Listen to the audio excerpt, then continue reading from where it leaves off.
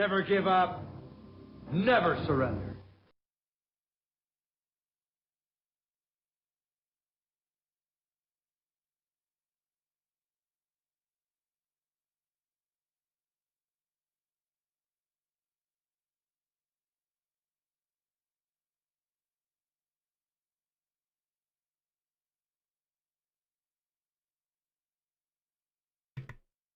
Hey, testing 1, 2, 3. What's up, everybody? DeFloyd #1 all the time. Everybody, this is Grinds After Dark, and this is Jez7780 with a What Grinds My Gears, the PlayStation 5 versus the Xbox Series X. We've had the next gen reveals from both of the companies. And I got something really cool. What's up, noob of games? How you doing? We're gonna see how this goes. Cali Rex, what's up? Burning the midnight oil, guys. I was like, I was gonna go to bed, but I was like, you know what? I see some tweets and I'm getting a little heated. I'm like, wait a second, where are these double standards going? You know what? We gotta call a spade a spade. So I gotta come onto here and I gotta set the record straight. All right. What's up, Salty? How you doing, man? Thanks again. Great show today. A lot of heat. It was good stuff. So we're gonna start this today, everybody. We're gonna do something, and it's gonna be a first. I haven't seen anybody do this before, but I'm gonna do it. I got it set up. We'll see how it goes. But get ready. This is Grinds After Dark. It is going to be a good one. Hopefully, I don't get yelled at and be too loud. I need to calm down. It's been a long day. Still hyped. Now, I'm going to talk about my reactions to what was shown today, plus how it matches up to the competition, which seems to be grinding my gears. Let's go.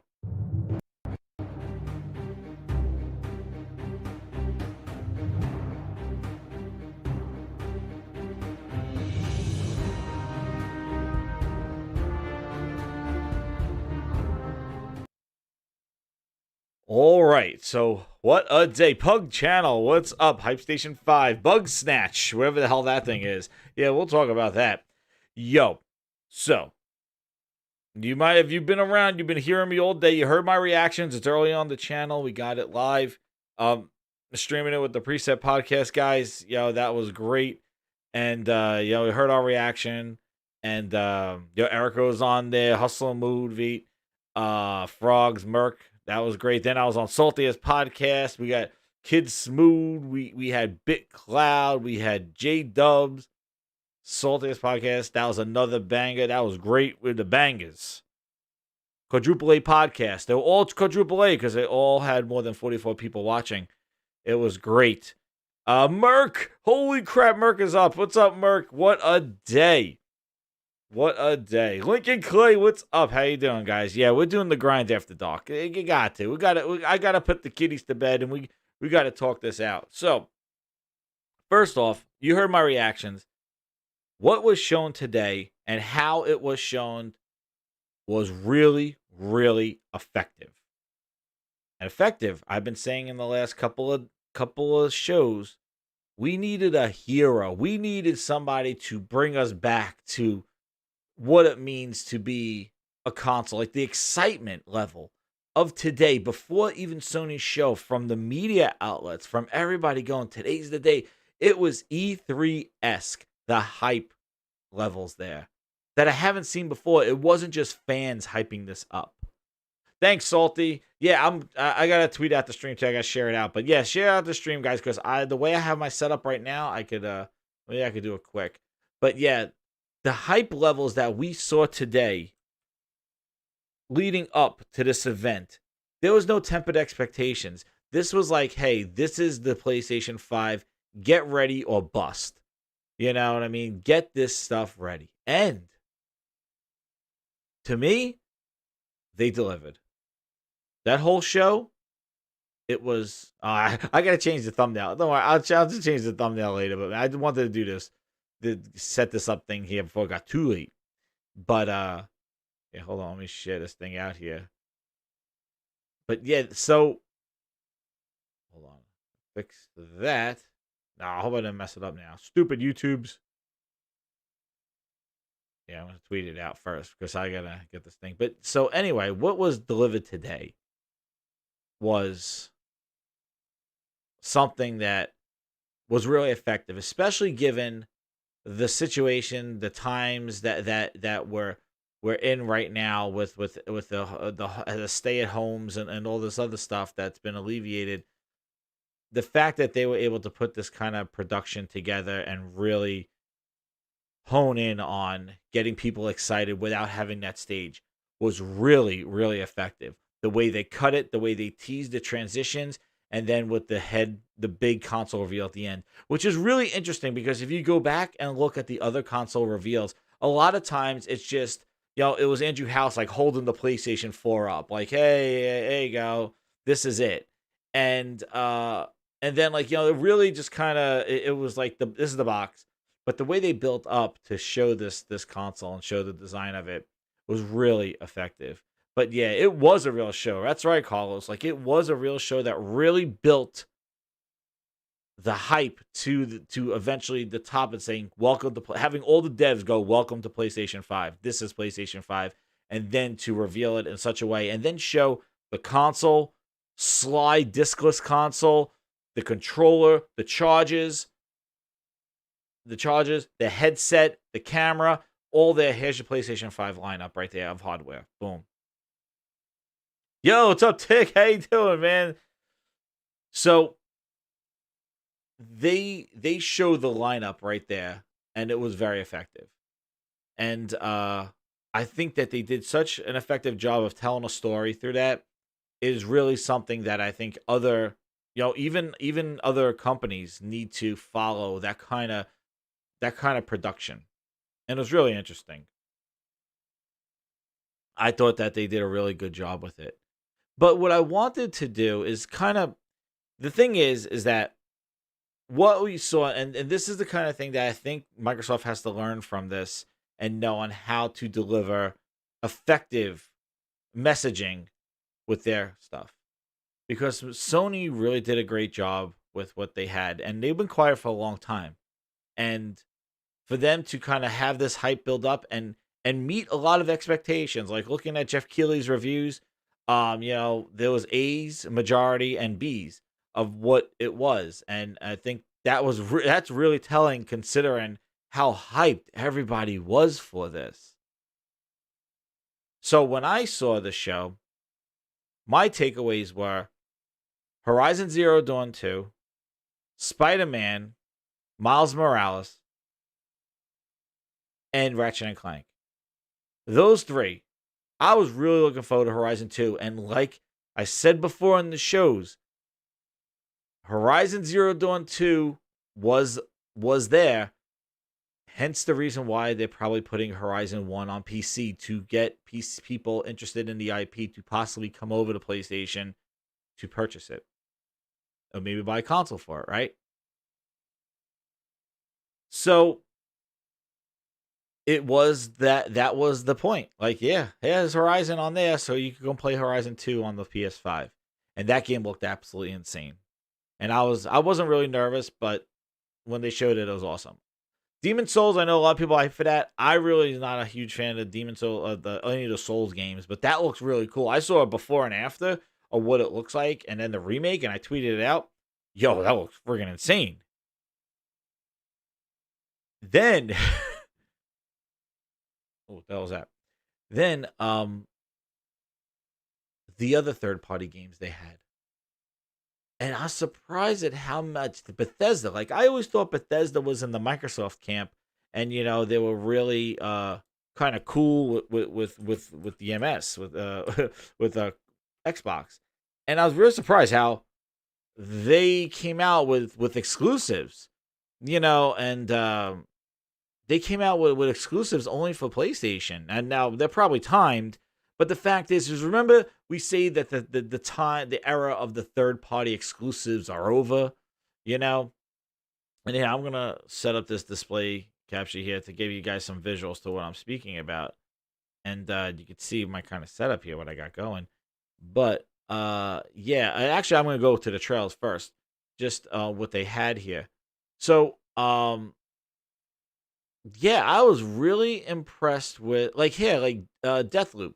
So it looks like this is Arcane Studios. So this is the company that made Dishonored, right? The Bethesda and Arcane Studios, and they made this. Oops, I shouldn't have done that. But yeah, wait, pull this thing up a little bit. There we go. I won't cover too much of the chat, but there you go. So yeah, and this is a next gen exclusive game for them, a third party exclusive, and again from Bethesda. And I was like, okay, like it looks like it looks all right. I didn't think that this thing looked like, oh my god, this is next generation. But the fact is that my whole thing is if you're going to make a product, you got to make that product appealing and you got to make people want to purchase your product. And one of those things, if you're making a gaming console, is to put games on there that nobody else could play. And most of these games should take advantage of your hardware. And as we've seen, they should. And this is the point of this is the whole console cycle that we lived in ever since Nintendo. There's games that you want to play. And that's what they did. They made the PlayStation 5 appealing by signing deals and doing this kind of stuff. And this is kind of thing that I criticize Microsoft for. Like, if they had studios and they knew it was going to take some time, why don't they just grab some games from third party? Like, Bethesda's down to make PlayStation 5 exclusives. Why Microsoft grab a couple, And maybe July they will. But they already had a third party showcase, and they just kind of just use a marketing deal, really, not saying Assassin's Creed was exclusive. So that's what I was surprised about. And then this game. This looked absolutely incredible. Who knows when this is coming out? This project, Athia.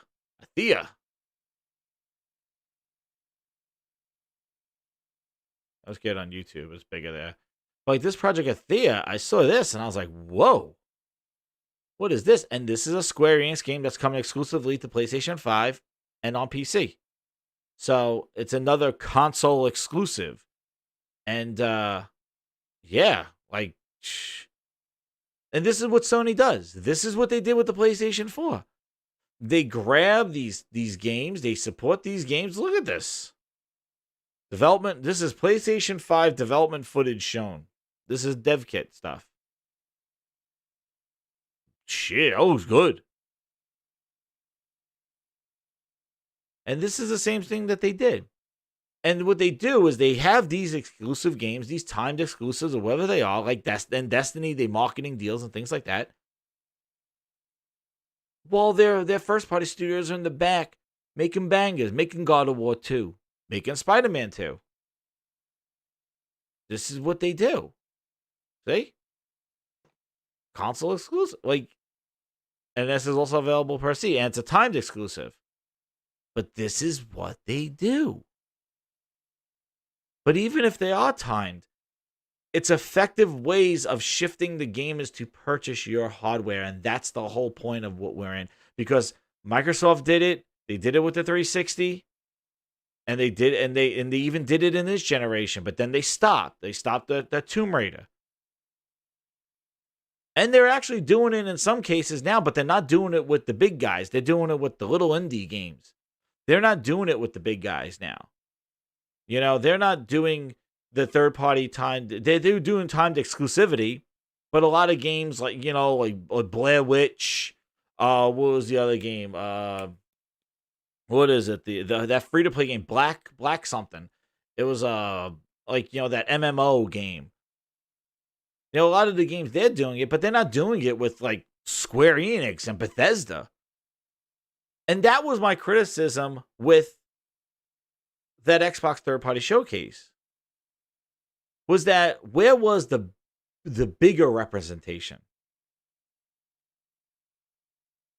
It was the people they invited to that show was sort of like, oh, okay, these are the all right guys, and you know, we're the big people. Now, did they sign a deal with Bungie? I don't know. But they had a year and a half to talk about it. And now they waited. Black Desert, that's right, game night. That's what it was, Black Desert. And they got the Godfall, which Godfall looked all right. I didn't think it was too great. This game looked friggin' awesome. This Kenne game. This game looked friggin' crazy. This looked like, well, like if Zelda was made on one of these consoles.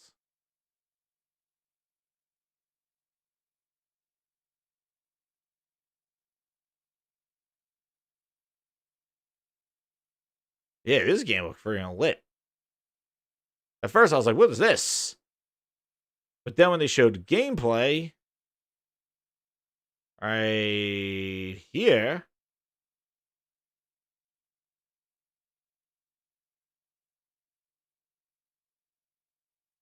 wait, how's the gameplay? I was like, damn.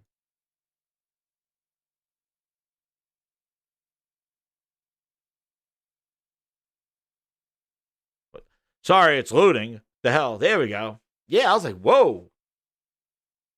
That was pretty damn good.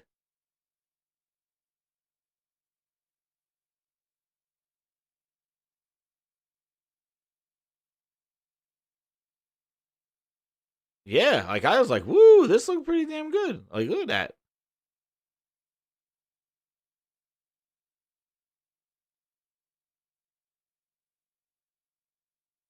And again, it doesn't have to, and I said this before, like, it doesn't have to be like heads being torn off and spines being ripped out to be like, oh, well, these games need to have a mature look to them in order for them to justify the quality and the console. Nah. It's just there's different types of games. Like you said, like a Callie, like a Pixar, a DreamWorks. Like, you know? But again, exclusives, timed exclusives. They signed a lot of third-party deals to do this stuff, to build out exclusivity to purchase the console. Now, I remember Phil going, like, you know, we don't do this anymore, but he is doing it with games that he could leverage in Game Pass. So, they're Game Pass games. But the big timed exclusives, what's this? And, you know, for a third-party showcase, but I thought, anyway, and before I get into the actual presentation, ooh, who do we see here? Before I get into the presentation, I do want to talk about the design, because that was the big thing that was in here. And that was the surprise that I was like, oh, wow. They really, and my God, Horizon Zero Dawn, my God. Just you could tell with the flowing of her, all the materials and all that, her hair and stuff. Like, this is not the Horizon that's on the PlayStation. Like, this is next gen. There's so many moving physics going on when she's on there and the grass is swaying and all this other stuff. Now, you got to remember, too, another challenge that Sony had was their PlayStation 4 games, and we'll find out of reviews of ones tonight and tomorrow, but their games are so visually impressive on the PlayStation 4.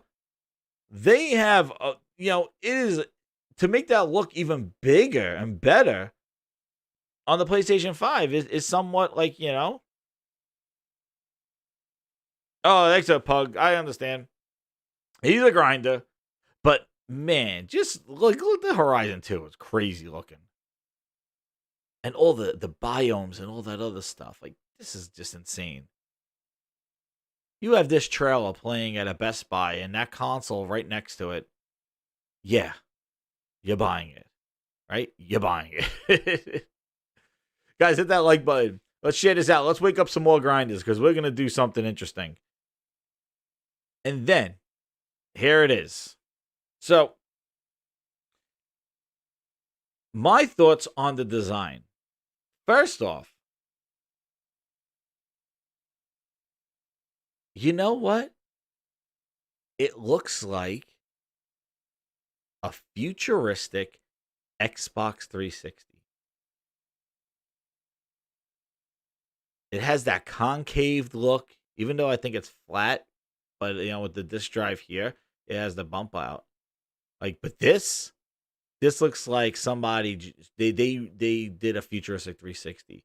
And if you remember when they launched that Xbox 360, that design was very, very important, especially to the Japanese,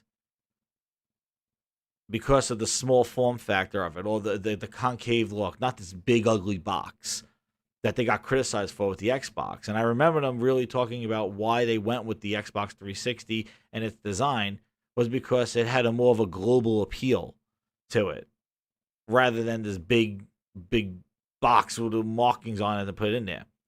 It's interesting that Sony went from a Foreman grill to a slanted design with the PlayStation 4, which the PlayStation 4 is very simple. I don't think the PlayStation 4 had any amazing designs. I don't even think it didn't even yield itself to really having good custom consoles and stuff like that. But man, Sony went all out on the aesthetics of this thing. Just from the controller to, you're right, Pug, it actually has the V of the 5, that form factor. It gives you the V that this is the 5. It has the vents on the sides. I don't know what the back looks like.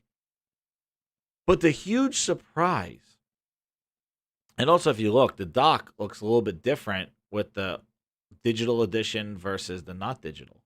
But this thing right here, the digital edition was the huge surprise. And I know we were going at it in Salty's show earlier today when Forte hijacked it, speaking about Lockhart, a rumored digital. We don't even know if Lockhart is a digital console from our friends over at Xbox, but we know it's a weaker one. And it is not a Series X without a disk drive. It is a weaker GPU that is in there. But it's on par of a 4 teraflop, but that's not of the new GPUs. That's not the same as a 4 teraflop with the old gen. Very confusing. It seems very redundant because it's replacing the transition console. That Xbox, my opinion is that Lockhart allowed Microsoft to have a Series X and a second console so they could be flexible on price. This is the same way. However, from what we know, there are no compromises with the PlayStation 5, just that it does not have a disk drive. Now, if they remove some ports, blah, blah, blah. Hey, what's up, Cyberdragon? Oh, Aaron Greenberg? Yeah, I'll get to that before I get into this. But the digital really gives PlayStation now the flexibility for price. You go $500 and $400. The design, sleek as hell. The controller matches that design. This is sleek. This is like Apple-esque, design and performance. That is what I'm getting from the PlayStation 5. Between the Cerny that put us to sleep, but now the design, I'm getting a lot of Apple type kind of, we did these curves and these designs and we formulated this stuff. I'm getting more of this optimized premium console. Whereas I felt that the Xbox design was very, very simplistic, very kind of we don't give a shit, especially the controller. It's slap a share button on it and ship it. For a company that loves their controllers, they have they have sequels to their controllers, the Elite 2. They have all colors of the rainbow. You could make them in their store. For a company that really loves their controllers, they basically slapped a share button on it, modified a little bit of the D-pad, and said ship it. That's next generation? Sony got the motion. They got a speaker, headphone, mic. Dude, that controller has probably more tech in it than the goddamn console. And it's sleek as hell looking, and it has the adaptive triggers. Not rumble triggers, but triggers that adjust the tension. So you pull it back on a bow. You don't think Aloy's adventure, where she uses the bow and arrow, it is not going to really use the adaptive triggers on the PlayStation 5 and demonstrate the capabilities of that tech? That's what first party does.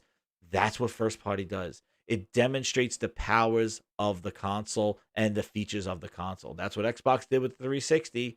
Everything had some sort of Xbox Live integration or something like that. Now it's Game Pass. But now you don't think Aloy is a perfect game to show the adaptive controllers. Gran Turismo is another perfect game to demonstrate. I know Microsoft did this with the Rumble controls early in the gen with Forza, and it really was awesome. But I know Cyber Dragon, and then the design of the console is basically, it's cool. It's a little square tower. It looks horrible on its side. But yeah, same thing, Carlos, yeah, like what the teardown of this thing is, I bet you this is going to get like a 3 in repairability. Like, I'm sure it's all like packed in there. I was very impressed with how slim this looks when we're talking about the power. Because I remember when the Xbox Series X was revealed at the Game Awards, and they were basically they were saying that hold on, what's this? Oops. It's not even saying how many people there. Anyway, they were saying like, oh, well, that's because it's so powerful. It needs to have all that heat sink and the big fan on the top because there's so many teraflops. Well, this is 10.5 teraflops. They managed to get this thing in a slim design. They did not just put it in a big tower of a box. Now, apparently, people are saying, based on the disk drive size and the USB, this might be really tall, like taller than the Xbox One, the Series X. But it's still a slim design, and I think on its side, this thing looks a lot better than that big box with a tilted logo on it. This looks like somebody actually gave a shit. And if you looked at the two of them, and I had this earlier on my other show, I don't want to mess up my setup here, but if you look at them, one's inspiring, the one is pleasing aesthetically, and the other one just kind of looks like very just lackluster, very generic, very simplistic, and doesn't look very appealing. It looks like a big box with a slot on it. I think that it just seems like if somebody said, hey, I have this quote. Our business is not how many consoles we sell. It's about going to the player no matter what device that they're on. And if somebody gave me that quote and told me to look at both of these consoles and said, what company said that quote? I would immediately put that on the Xbox One, the Series X. I would be like, that's a company that just, the console's not their business. It doesn't look like they put effort into the design and the aesthetics to even make it appealing. They just seemed like they just put a bunch of pieces together, shoved it in a box, put a big ass fan on it, said, oh yeah, you know what? Paint the thing a little green. It's not even an LED on the top. Just paint it green and have a big ass fan on the top and call it a day. And oh yeah, and slap a share button on the controller because our competitors have a share button. The friggin' Switch has a goddamn share button. They do the same thing. Very uninspired. And that's what I said. Very uninspired. And then as soon as I saw the control of the PlayStation 5, I couldn't believe it was real. I was like, wow, that's pretty risky. And then I had the mic in it, which I've been saying. Microsoft has been promoting Kinect since the beginning of time. Cortana. Yell across the room at your Xbox. Oh, no, now we got Alexa. Now we got Google and Xbox. You can tell them to do stuff. But they don't put a microphone at all in any of their console or in their controller.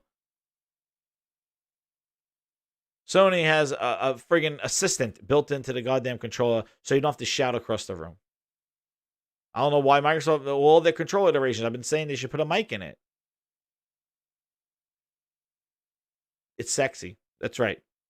It's sexy. It's sleek. And that all digital right there.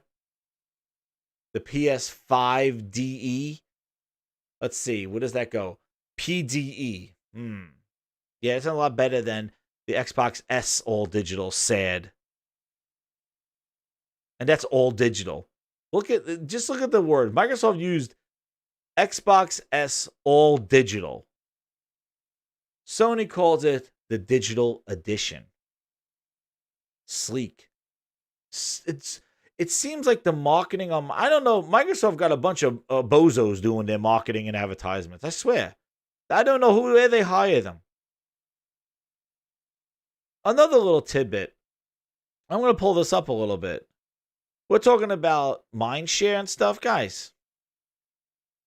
Look at who had a better job, and we're going to go over this right now. Right now, I talked about the thing. Oh, the one last thing too. So, going through it.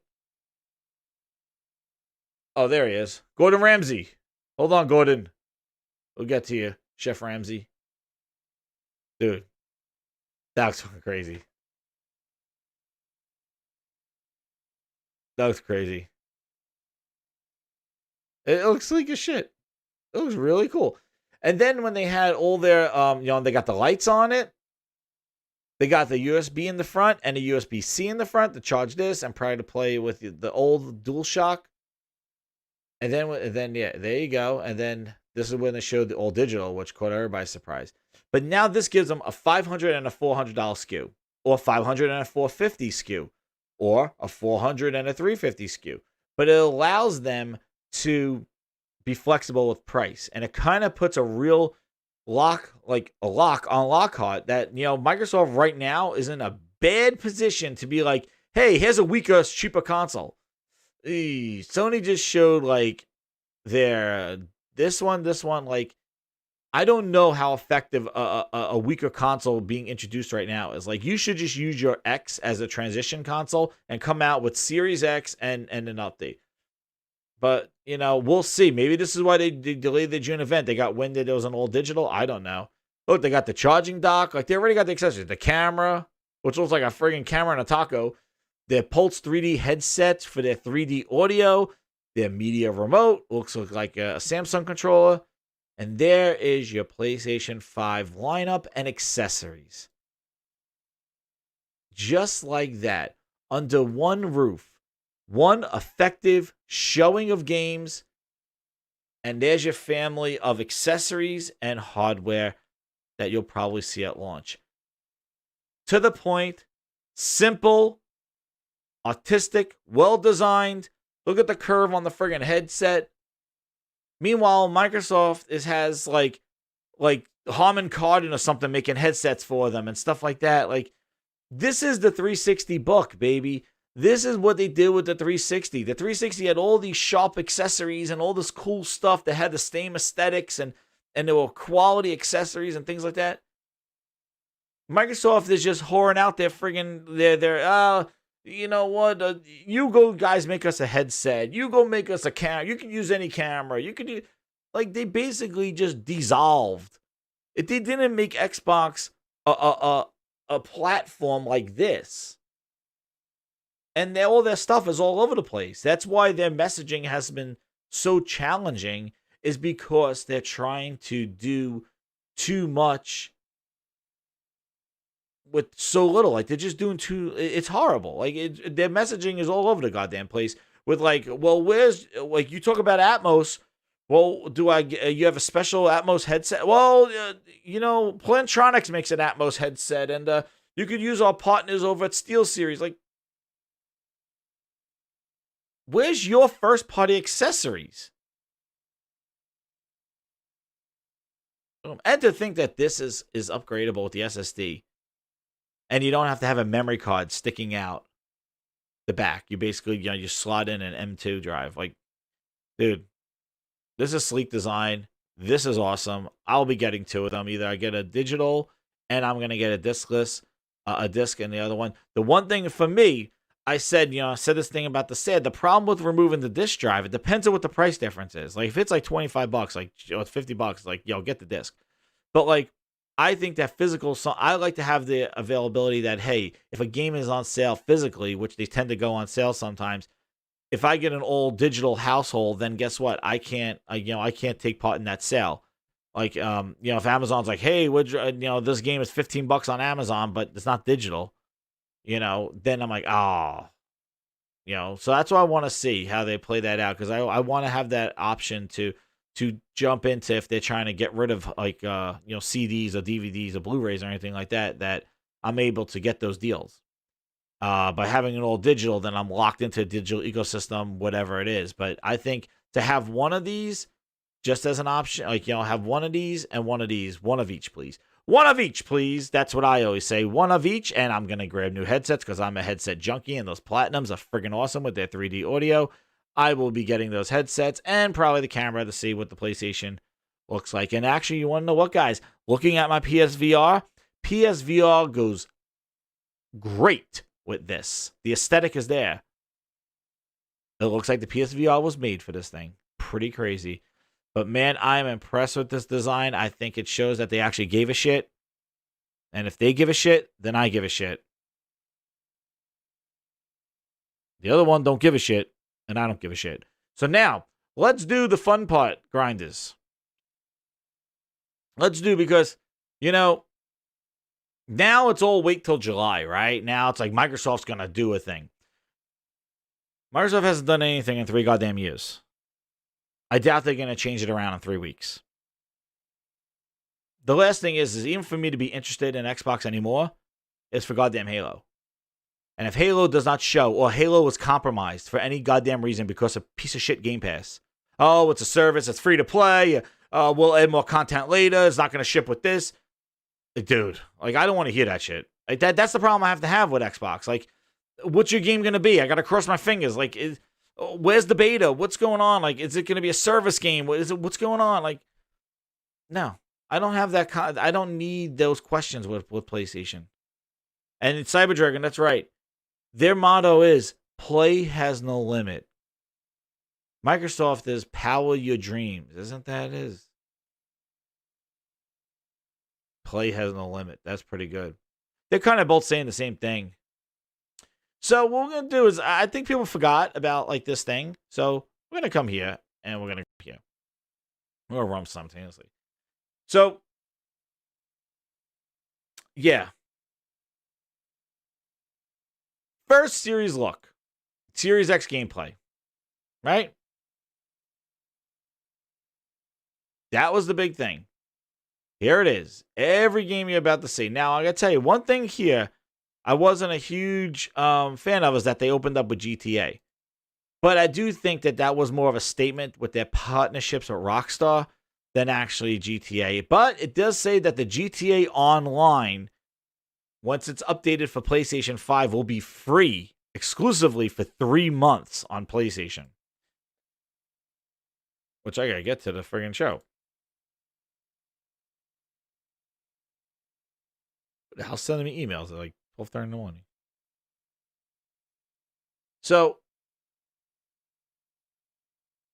yeah, like they said it was a 3-month exclusivity for the GTA Online, which, it's big. It's their partnership. I know. I was like, oh, what's GTA? I'm like, come on, dude. And then when I saw them start with this, I was like, oh, shit, they're going to go backwards compatible, but they're just showing their legacy. Again, they avoided a whole backwards compatibility thing. So we'll see about that. But again, I don't buy new hardware to play old games. It's nice, the old games. That's a nice to have. That is not a need to have. And especially if you use the whole entire generation of making games that nobody's playing right now, I don't know why you will want to play them on the next generation. And that's a problem Microsoft had. They did nothing this generation to build out new IPs that needed sequels, that people wanted to continue playing. And if you're not playing them right now, go look at Bleeding Edge, go look at Crackdown. Who's playing that right now? Are they going to play it next gen? No, they're not. So who cares? Again, it matters what you play, not where you play it or how I'm going to play it. Do I want to even play your game? And that's the problem. That's their problem the whole time. And that's their problem in July. They got to show games that people want to play. This show right here, this Sony show, people wanted to play these games.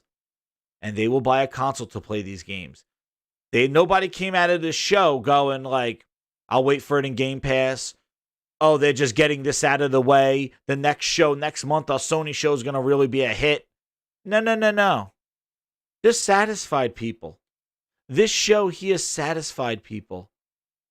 There were no like, well, this was just fun. They were just getting this out of the way. When you hear that about every one of these goddamn shows that Microsoft does, they're getting it out of the way.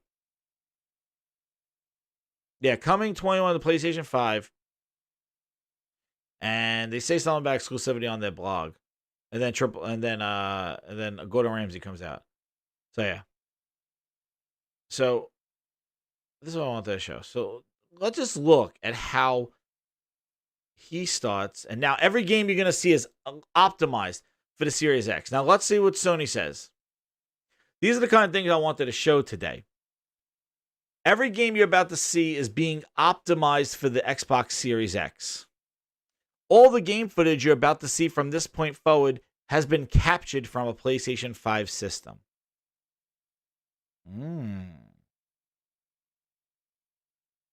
Now let's see what they start with. They had their talking heads there saying, hey, let's go. Nope. So what do we start with over here?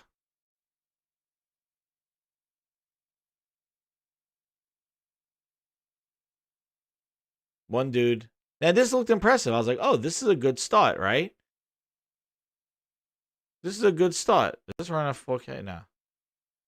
This better run 4K. I don't know why that one's lagging. But my God, Spider-Man, huge. Having Spider-Man at launch, huge.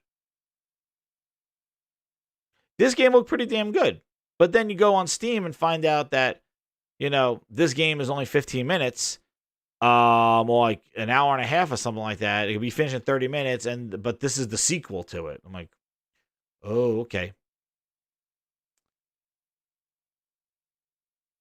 The reason why this is what we have, like, I know there's the July show, but this is what we have. This is the first look at Xbox Series gameplay. If there's something that's telling, look at the dislikes here. This is after a bunch of reloads. It's more dislikes. Look at this. 436K to 41. This is 32 to 37. The other thing is look at the views. 12 million views. It's 1,200,000 views. 10,500,000 views. It's 10 to 1. They gotta get rid of this shit too. This don't do anything to anybody with this goofy ass stuff. This insults people when you're goofy ass with people.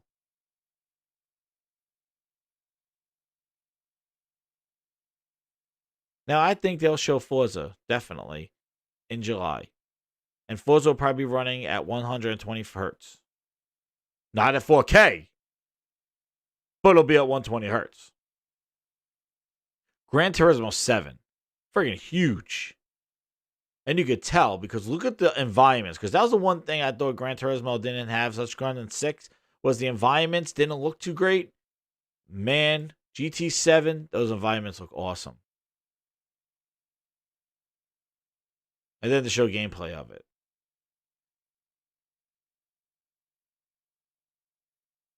Now remember how hyped this was, but this was hyped more internally by Greenberg and friends.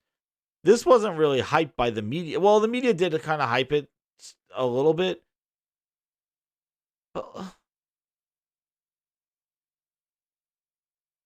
And then this is the thing. Look. Remember that statement that I showed before? Look. Even Dirt 5 captured in-engine. This was what I was trying to say on Saltiest Podcast. Captured in-engine. Game and console in development footage representative of expected Xbox X gameplay. Does that come with a lawyer? Does that statement come with a lawyer? Captured on PlayStation 5? Console in development, footage representative of expected Xbox Series X gameplay. What is the title of the goddamn video? This is why the stupid asses had to apologize. Because all the shit that they showed, it's not even captured off of a Series X. It's all expected. We're going to see that again. right? So now we come back. And the smart delivery, which is their fancy name for, as we found out, goddamn updates. But look at what Sony's showing. Gran Turismo, Spider-Man. This is how you launch a next-gen console. You don't use third-party Dirt 5 representative Game Pass to demonstrate your gameplay. That's the problem I had with this. I'm like, what are you doing? And then it's like, wait till July. You know what? Fuck you. Wait. That's all I hear. Oh, again, wait. Oh, you know what? You still waiting. They're demonstrating. And guess what they just did? 10 fucking million to 1 million. Keep waiting. Because know what it is next going to happen? 15 million to 500,000. Because as you're fucking waiting, people are playing. That's the problem. Sony's not waiting. Sony brought it. You didn't. And you think July is going to do something to this? You think Sony's done? You think Gordon Ramsay and friends are going to go back to sleep? You think Sony's going to go quiet again for 2 years? You had 1.5 fucking years to start. It wasn't like you surprised us with the next gen console a few months ago. Phil Spencer has been talking about next gen hardware since 2 E3s ago. 2018, the son of a bitch came out at the end of E3 going, we're working on next gen hardware. He already admitted that. And then they were calling it Scarlet at 2018 E3. The Scarlet family of devices. In 2018, he's like, I'm just being transparent. Of course we're making a next-gen hardware. He said it in 2018 E3. You know when Sony did the flute player and all that other horse shit? Yeah, Phil Spencer was talking about next-gen consoles. 2019, he goes with his indie reel about no compromises and all this other stuff, the same stupid heads that talked about the X just 3 years ago did the same bullshit and showed Halo. Oh, this is going to be a launch title for the Xbox Project Scarlet. So Phil has been talking about next generation hardware for the last 2 years. Then since last E3, you had a year up until now, right? Almost a year later to talk about next-gen hardware and next-gen games. But you told everybody to wait. XO19 was another opportunity. They showed a passing thing of Everwild. Like, okay, 12 teraflops with 6 teraflops, what? Like, what's going on, man?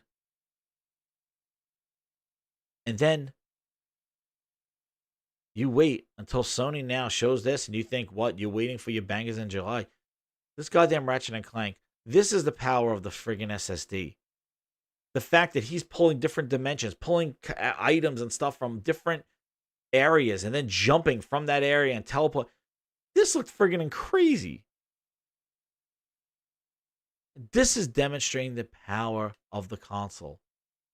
He's using rifts and jumping back and forth and pulling items from rifts. Look at the chaos and all the stuff that's going on. This is insane.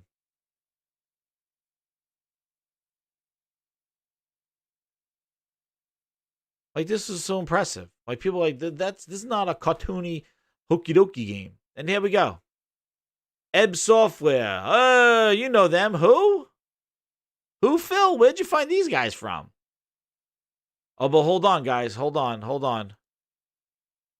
Here we go. Console in development. In-engine footage representative of expected Xbox Series X actual gameplay.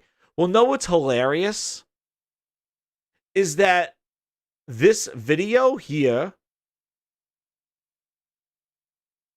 and they did it so quickly. I want to get rid of these goddamn things here. They think it's funny that they put it at the bottom. Know what's funny is that they state this here. Game and console in development, in-engine footage representative of expected Xbox Series X gameplay. Right? Scorn. Show me where the goddamn gameplay is as representative of the Xbox One X. It's a fucking movie. It's a fucking trailer. What representative of gameplay is this? What is this? There's no gameplay in this. How can you say that this is representative gameplay of the Xbox? That's gameplay. This is gameplay. Here's next-gen gameplay. What's representative gameplay of this? Is anybody, did you see anything from a third person, a first person camera? Is this gameplay here? The fuck are they talking about? The dick moving in gameplay. The fuck is that? And that's it. I don't want to hear nothing else. What's representative gameplay, please? There was not 1 ounce of gameplay in this whole trailer, but it's representative gameplay of what it'll look like on an X. It's all horseshit.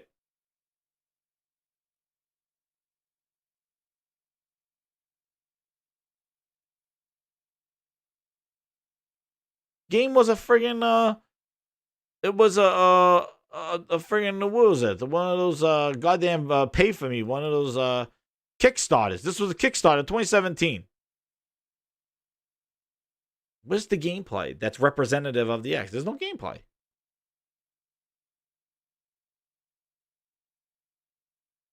This is gameplay. This is next gen gameplay. Yeah, exactly. Cyberdragon. What, they press the spacebar? Okay, great. Yeah, representative gameplay. Okay, fail. Meanwhile, look at the name of the goddamn trailer. Oh, look, here's another one. Who's this, guys? Like, again. This says pre-alpha footage, okay? But that's gameplay. What does this say at the bottom? Footage representative of expected Xbox Series X gameplay. What is this There's nothing in this show that says this is actually Xbox X Series X gameplay. It's all this representative of what they like. What do you mean? You meaning it's running on a PC that's spec'd? What are you talking about? And this is gameplay running off a PlayStation 5. This is the difference of how you launch a console. This did nothing. That's why it has bad likes. And where's all the comments? People are like, what the hell is this? I don't even know if they removed comments. What the hell they did?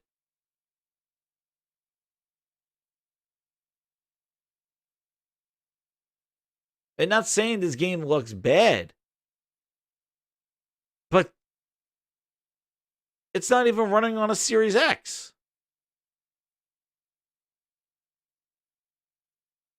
And there's your tramp stamp. There it is.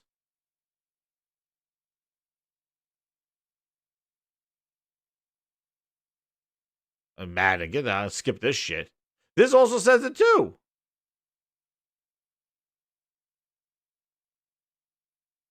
I don't know what.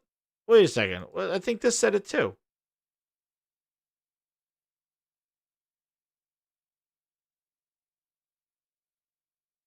This one actually says captured in Series X engine. Thank God. So there's your gameplay.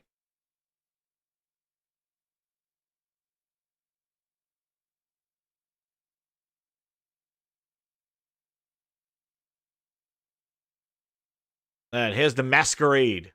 What is it? This page sticks on Steam.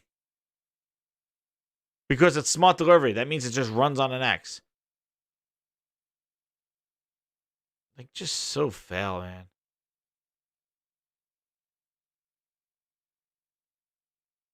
That's right. Look at this. Look at this House Marquee game. So like Brian V said, how Sony went to companies like House Marquee and said they'll make it, and they said, hey, what are you making? And here's the money to make a great game for the players. Like, look. Make Housemarque make a big-ass game like that.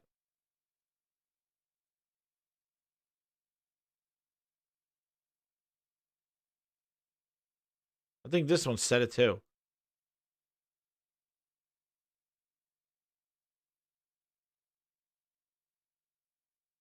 This was a game that was supposed to release last year. Like, none of this stuff was new. Yeah, smart delivery.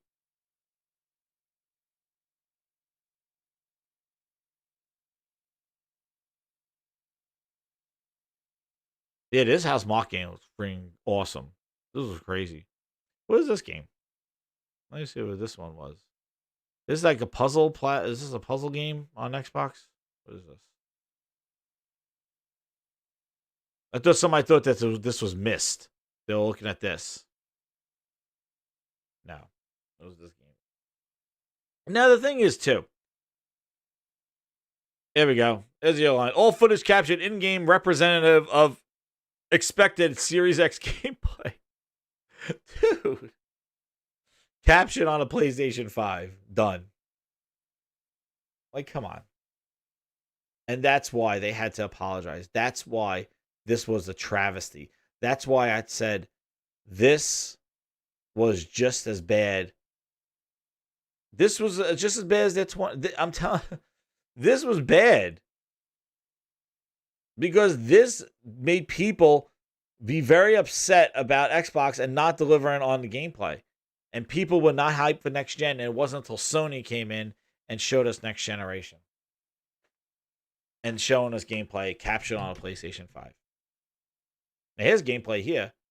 But again, did this say, am I reading this wrong? Can you guys see this? You know what? For those in the back. For those in the back. Let's see. For those in the back. When everybody's like, oh, Xbox showed gameplay.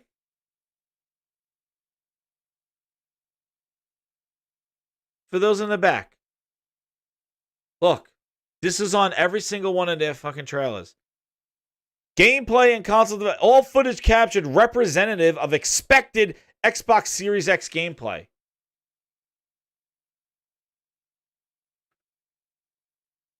So, you know, I've been playing Xbox Series X gameplay. It's representative of it. That means they captured this bullshit off of a PC. Not even off a dev kit. And here's Sumo Digital. After Crackdown, they went to a Little Big Planet.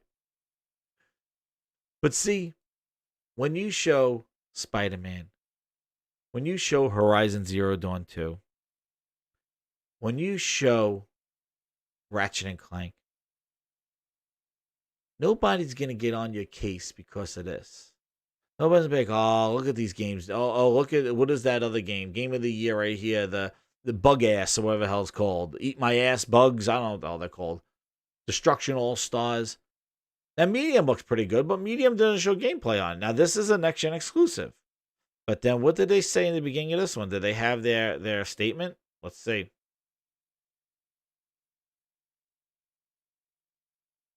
Let's see. And then this is the other game that I showed before. Like, I thought this game looked good. Yeah, this game these guys made. So let's see Medium. What does Medium say? World premiere. And this is where Sony went a little with the indie games and stuff like that. There definitely was this is Xbox Game Pass game. So yeah, of course it's coming. But Sony definitely had a intermission area where you could go to bathroom break with some of these indie games in the middle. And you know, I thought they could have, but you know what? If you go back and watch the PlayStation 4, they had a lot of indies and Killzone and the thing, like, there's going to be these companies are not going to show all these huge, what we want. They're going to show a bunch of indies. The problem is that the bathroom break that Sony had of indies basically was this whole friggin' show. That's the problem I have with this. It's like, you need to have balance. That's been my problem. Balance. You show bangers, you show indies, you show kids games, you show family games, you show top-down shooters, you show more bangers, you show games of the year, you show big IPs, you show new IPs, you show remasters, remakes, and they got it all. This Game Pass games. One Dude at Steam, Page 6 at Steam. Bloober Studios, you know them. They made the wonderful hit Blair Witch. Said nobody. My ass hurts just watching this. Here we go. Yeah, footage representative of expected Xbox One X gameplay. What the hell? But this is Xbox Series X gameplay. Yeah, exactly. Exactly.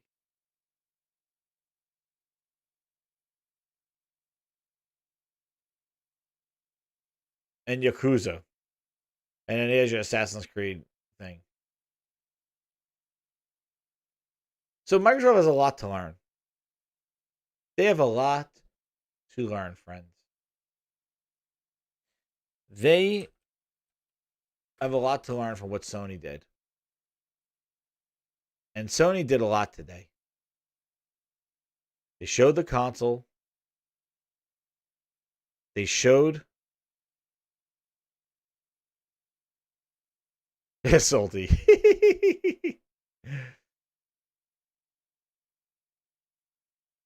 Vanilla trying to do his thing. J-Dub with his stuff. But we wanted to finally end on. Oh, yeah, and Demon Souls, right? But I wanted to finally end on. Is this douche?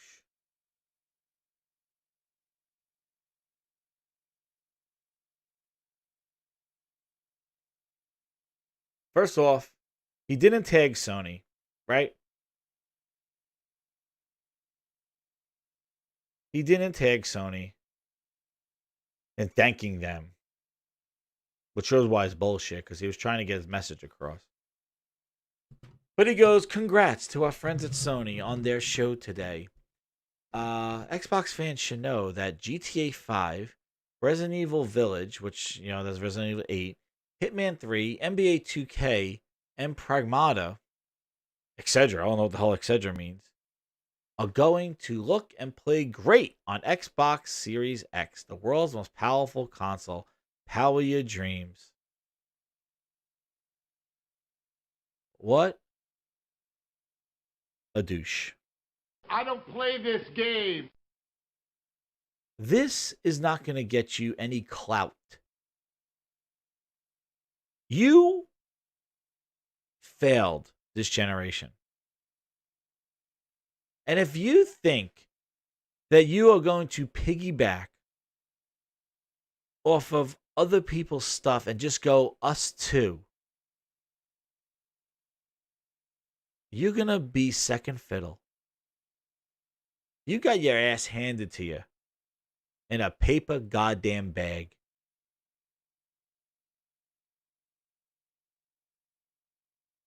And now my thing is you had a year and a half. Where the fuck were these games on your showcase? I just showed you a showcase. Where were these games? And this not even was their whole show. These were the multiplat games. You already did this shit and failed. You did this whole thing. They did this same thing in 2017. Whenever a game was announced, Doucheface came out here and goes, it's going to run. X is going to give it to you.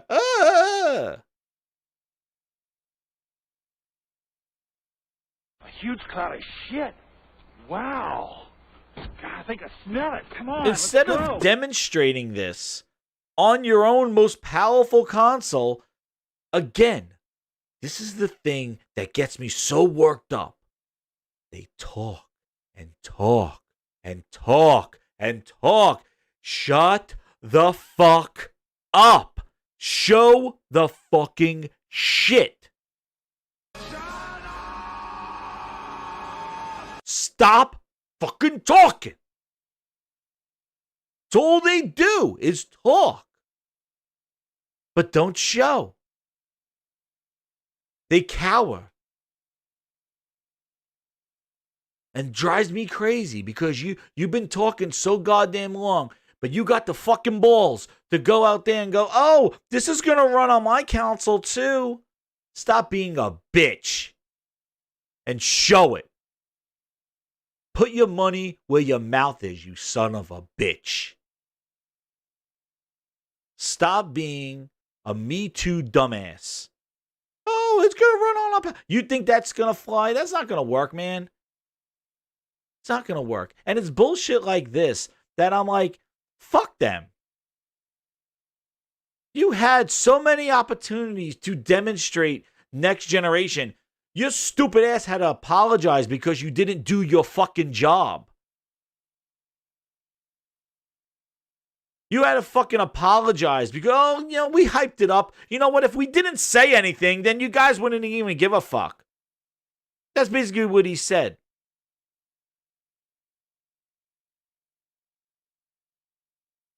Oh, and here's other douche face. Yeah. Yeah, let's follow this shit up too. He's a fucking idiot. All right? He's an idiot. And he's the reason why the brand has been dissolved. Because he's an idiot. They had so many opportunities to demonstrate next generation. And when they had their next generation gameplay reveal, which you just saw, he had to come out and apologize. Oh, if we didn't say anything, we kind of overhyped it. And then, you know, they knew they were overhyping it.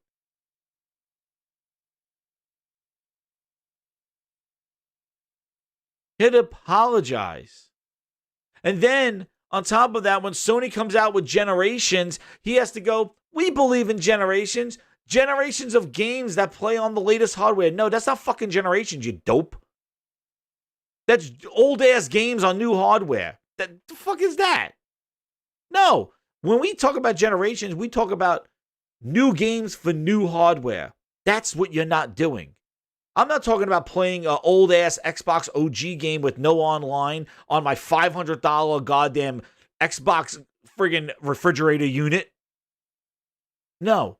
I'm talking about next-generation games for a next-generation console. And that was because he had to respond.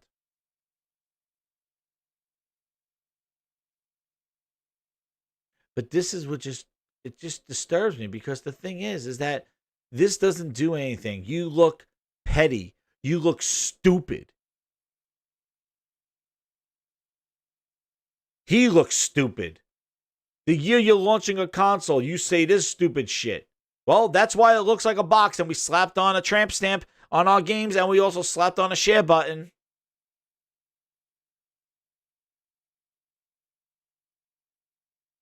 It's dumb. Again, it's all talk. Oh, I hear they're going to have great games. You know what? I fucking don't care. I'm just sick of it. And when Sony actually shows that shit, you got fucking people out there going, I'm not impressed. Are you kidding me? Not one game out of that Sony show you're not impressed with? But, oh, I'll like Aaron Greenberg saying that these games work on the X. Like, stop fucking bullshitting. I understand you're fans. I understand you want Xbox to win, but not like this. Not like this. The games need to do the talking.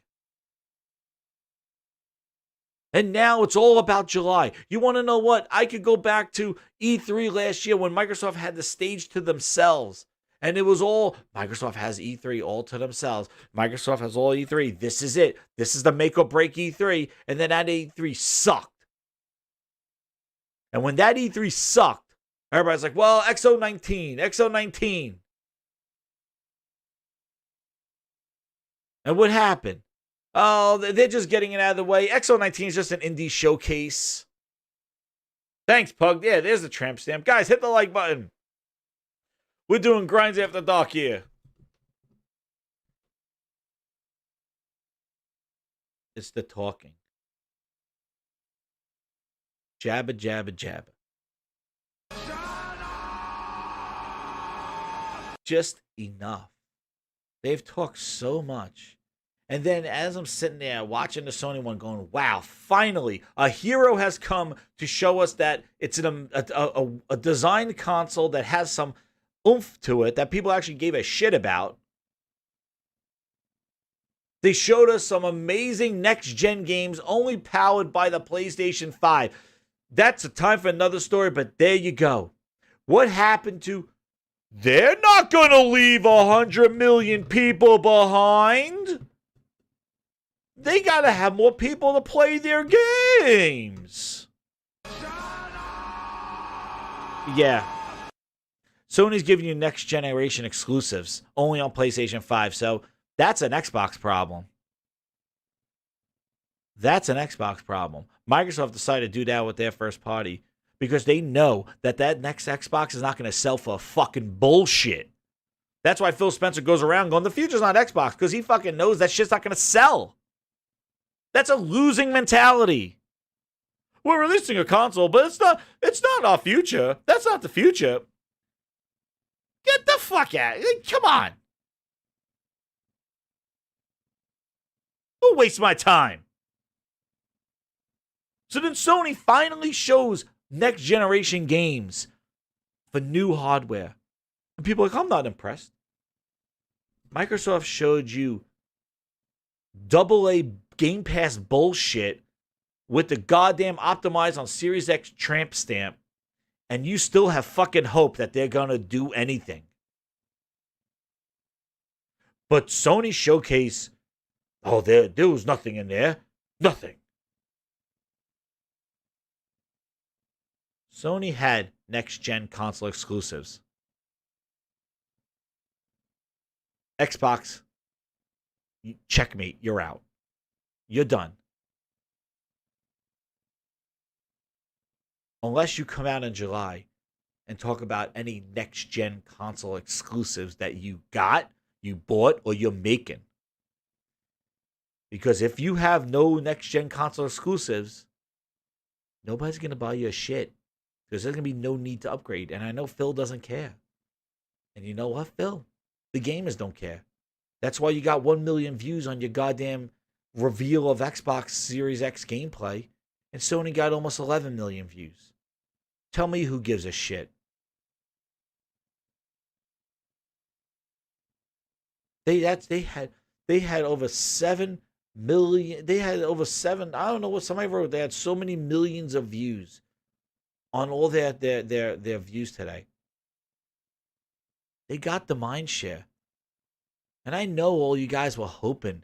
They were hoping that Helmut Hurst will come out there and be like, TV, or like say something dumb like, who gives a shit about, we don't care about PlayStation, and fall on their face so that Microsoft had an opportunity to catch up.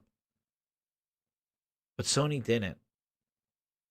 Sony established themselves stronger than ever with revealing next generation games, next generation exclusive, timed exclusives from big third party, not the dude at Steam. They made moves. They used their leverage. They showed a console that they actually care about.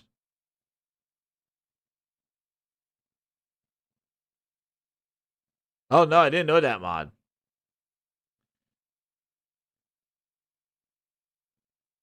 They actually showed why consoles need to exist. When our buddy Phil, with his hashtag PhilNess, keeps telling us how consoles are not the future. Sony didn't litter this show with PlayStation Now and putting games on a phone and putting their games on PC announcements and talking about PlayStation Now services. Sony didn't do that. Jim Ryan said it the best. And we're going to get that quote right now. And you want to know what? I think that is a quote that deserves to live on the grinds board. Let's hear it together. I'm going to get that quote. And I think it's a quote that's going to live right here on my grinds board. And it's probably going to get a lot of use, guys. Probably going to get a lot of use. But he said something. Hold on. I gotta find it. I can't. I gotta add that video because it got me on that Aaron Greenberg bullshit rant.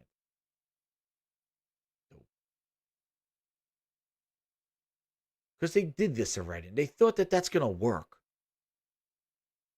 Yeah. Yeah. While we're waiting, let's hear what one says.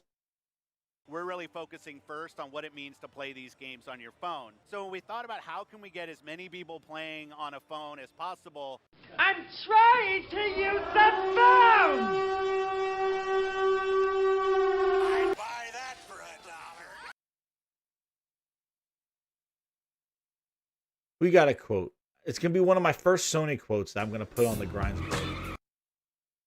He says it right here. And this is what I wish. And actually, you know what's funny? Phil used to. I think he said this once before, but that's when they actually had games in like 2016. But hear this. This is gonna be the new quote. And what better way to bridge our past and our future than with a game that's graced. It's now just over a year since we began sharing technical details of PlayStation 5. But today's the day that we've been looking forward to for years. When we get to show you just some of the games that demonstrate our belief that PlayStation 5 marks the biggest generational transition our industry has yet seen. The content we've curated for today's event showcases how PS5 has inspired developers to create new experiences that are transformative in how they look, sound, and feel. What do you say? Enough from me. We're going to have the games do our talking. We're really focusing first on what it means to play these games on your phone. So we thought about how can we get as many people playing on a phone as possible. What was that? Today's the day that we've been looking forward to for years. When we get to show you just some of the games that demonstrate our belief that PlayStation 5 marks the biggest generational transition our industry has yet seen.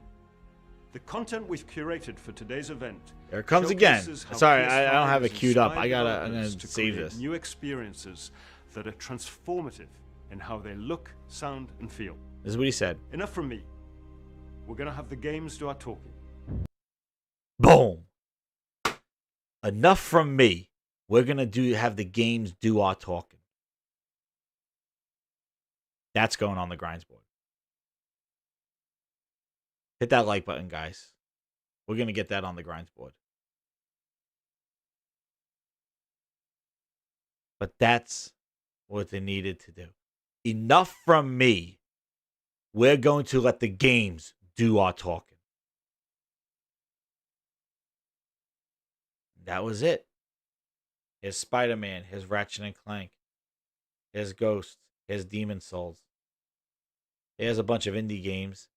Here's some exclusive games that we purchased the time exclusivity for. They're exclusive on our console.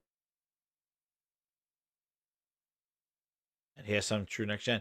I said they were going to have a variety of games. And know what's funny too? Not a lot of mention of cross-play platform games. Like basically this was like, this is next generation, guys. They weren't like, oh, well, PlayStation 4 and 5, 4 and 5, 4 and 5. These are next generation. These are PlayStation 5 games. They're all doing cross-gen. Sony's not going to leave Gran Turismo 7. Exactly, Pug. They're not going to leave 110 million PlayStation 4 people. That's bad business. Guys, that's what we've been doing all these console generations.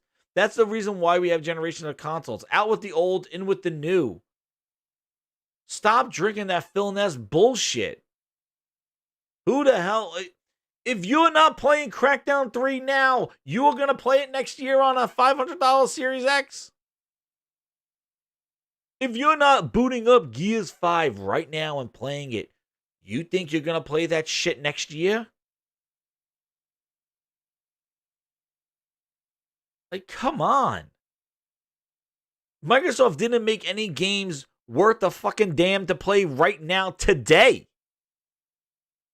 On the most powerful console in the world. Who the fuck wants to play them on their new system? Oh, it works. Woo, I take a couple of screenshots, put it on Twitter. Just like, oh, I'm playing this game on my phone. I put it on Twitter. All right, put this shit away. This sucks. Come on. Who are we kidding? It's nice to have. But come on. You cannot be held back by old hardware. You got to make new games. And whether they're possible or not, and I'm sure just like Hellblade was put on a Switch, these games can be ported down, but the thing is that they don't have to because they're only being made on a PlayStation 5. So they're being developed first for the hardware in mind. They could port it over wherever the hell they want after that, but guess what? The initial development of it is being made for the system that you purchased, which gives value to it. But I just can't stand. Finally, somebody, a console manufacturer, has shown us why the console needs to exist, shown us games for that console. Enough of me. Let the games do the talking. And on the Microsoft camp, all they can do is they can't help themselves. All they could do is talk and go, me too. Unreal, they did it with Unreal. Unreal Engine 5 will work on our console too. Resident Evil will work on too. Oh, but here's Scorn. Like, come on. Representative of what an Xbox looks like. But they're saving it for July, everybody.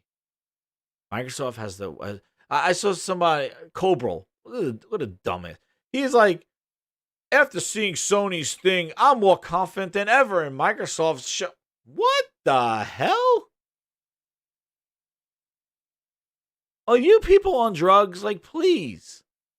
I understand love Xbox. I understand the wanted to do well. But not like this, guys. Like, not like this. You know, when Forza comes out, people know like it's trash. Like, the game looks great. But come on. You're trying to make it that Sony flopped. Sony didn't flop at all. So they had a couple of indie games in the middle. Everybody got them. The fact is, their indie showcase has been your goddamn Xbox shows for the last 2 years. That's been all you got. That's been the problem. Exactly, Pug. That's a great quote. Games run the systems, and with no games, you have no system. Exactly. Oh, no, Phil will sell you have games. They got games. They just got games that nobody wants to play. So, that's the problem. They have games that nobody wants to play.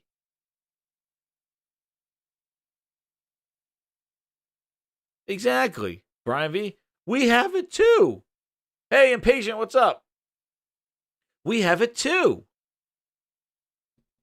They did that all in 2017. Oh, it's going to run best on the X. Run best on... Guys, that's not like... Why are you... Like, this is what people say. Game Pass and Microsoft putting their games on all these different systems brings money into Microsoft. And that money goes right back into Xbox. So with all that money, they can't afford to buy one of these games as a timed exclusive or buy some marketing to these games to make this game special on Xbox. So all they have money for is to have Aaron Greenberg and his Ori dopey looking ass tweet out us too. You want to know what? You guys want to be petty and tweet out us too? Then do it. Because the only jabs you're taking are jabs to yourself. Because you're the petty looking stupid ass. Because you had opportunities to show next gen games and you failed. And Sony did their job for you. Because after that week, you want to go see. Where was it?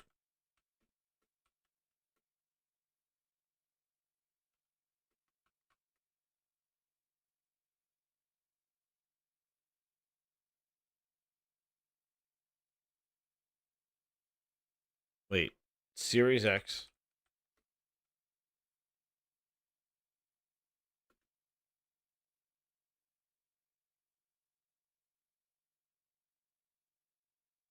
Where is it?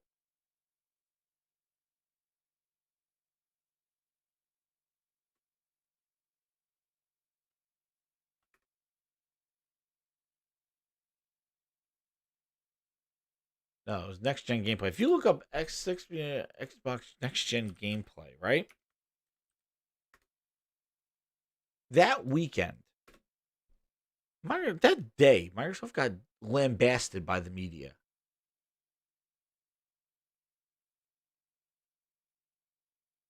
I'm trying to see where how was it? It was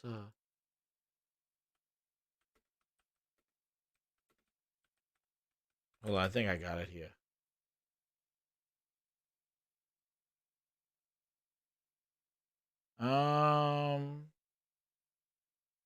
Xbox, hold on.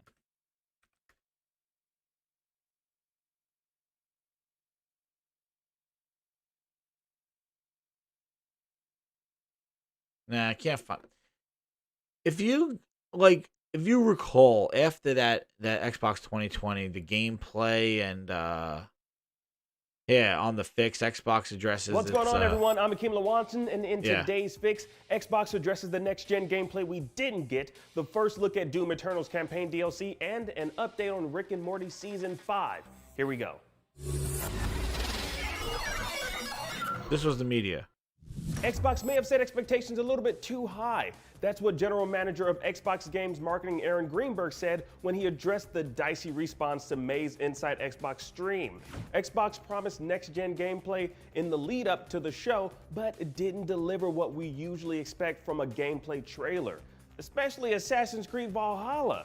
Greenberg took to Twitter, quote, "Had we not said anything and just shown May Inside Xbox show like we did last month, I suspect reactions might have been different. Clearly, we set some wrong expectations, and that's on us." Now, to back it up a bit, the event did include gameplay footage. Bright Memory Infinite, Second Extinction, The Ascent, lots of the games announced did show gameplay.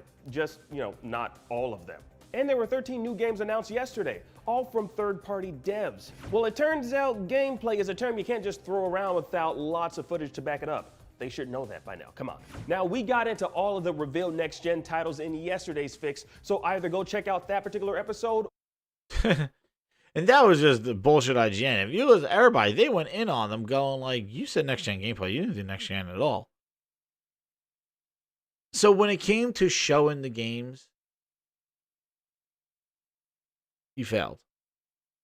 But you have the balls to go on Twitter and say, like, oh, us too, it's going to look great on this. You want to know what, man? You want to be petty and be dumb. Sony got all the clutch. The same thing with the Unreal 5 engine.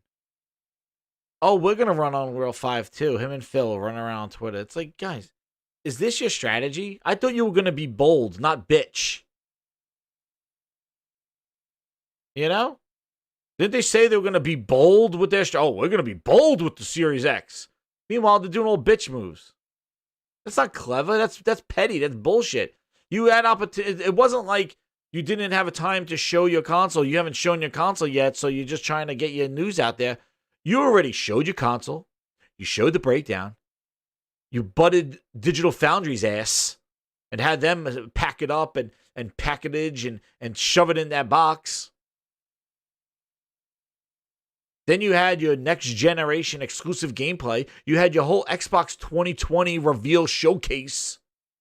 This is a multiplayer showcase.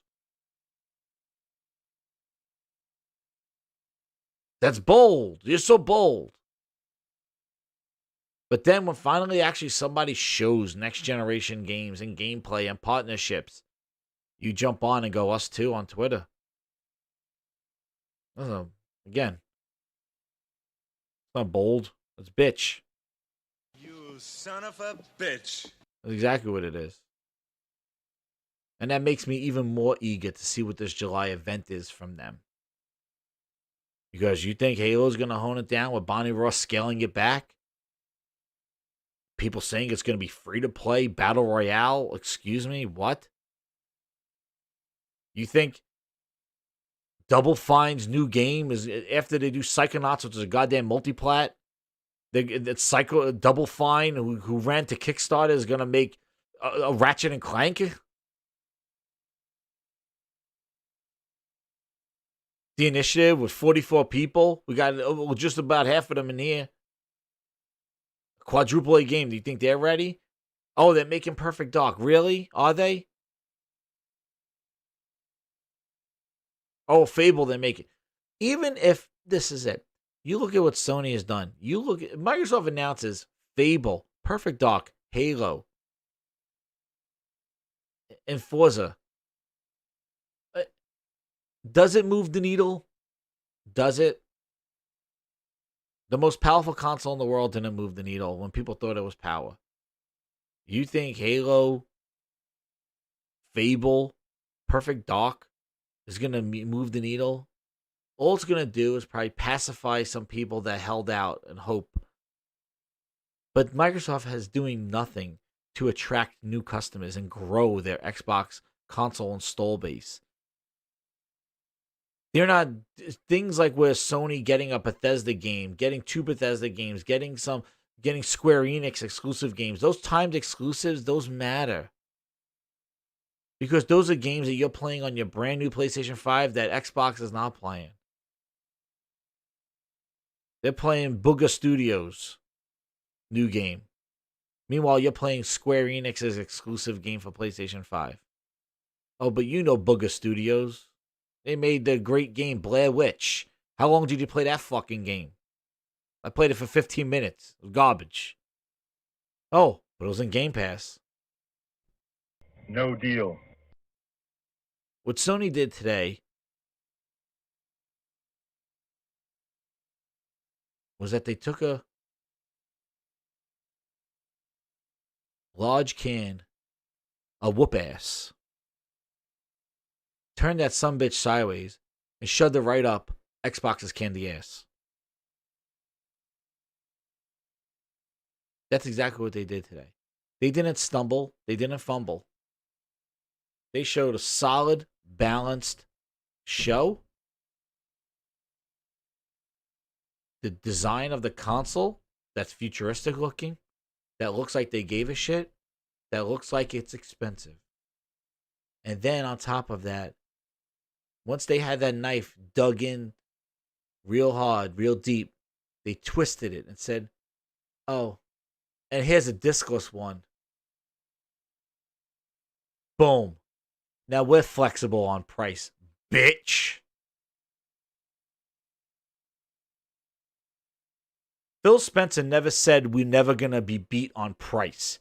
Phil Spencer, in his Phil Ness mouth, which I don't even know how the hell you still take this guy's word for it, when he said VR was coming and he's proud about the games he didn't show, that was 2 years ago. I'm proud about the games I don't show. 2 years ago he said that. Said, I'm going to be flexible on price. The flexible is different than never be beat. All right? But even if you are, Sony got Spider-Man coming out this fucking holiday.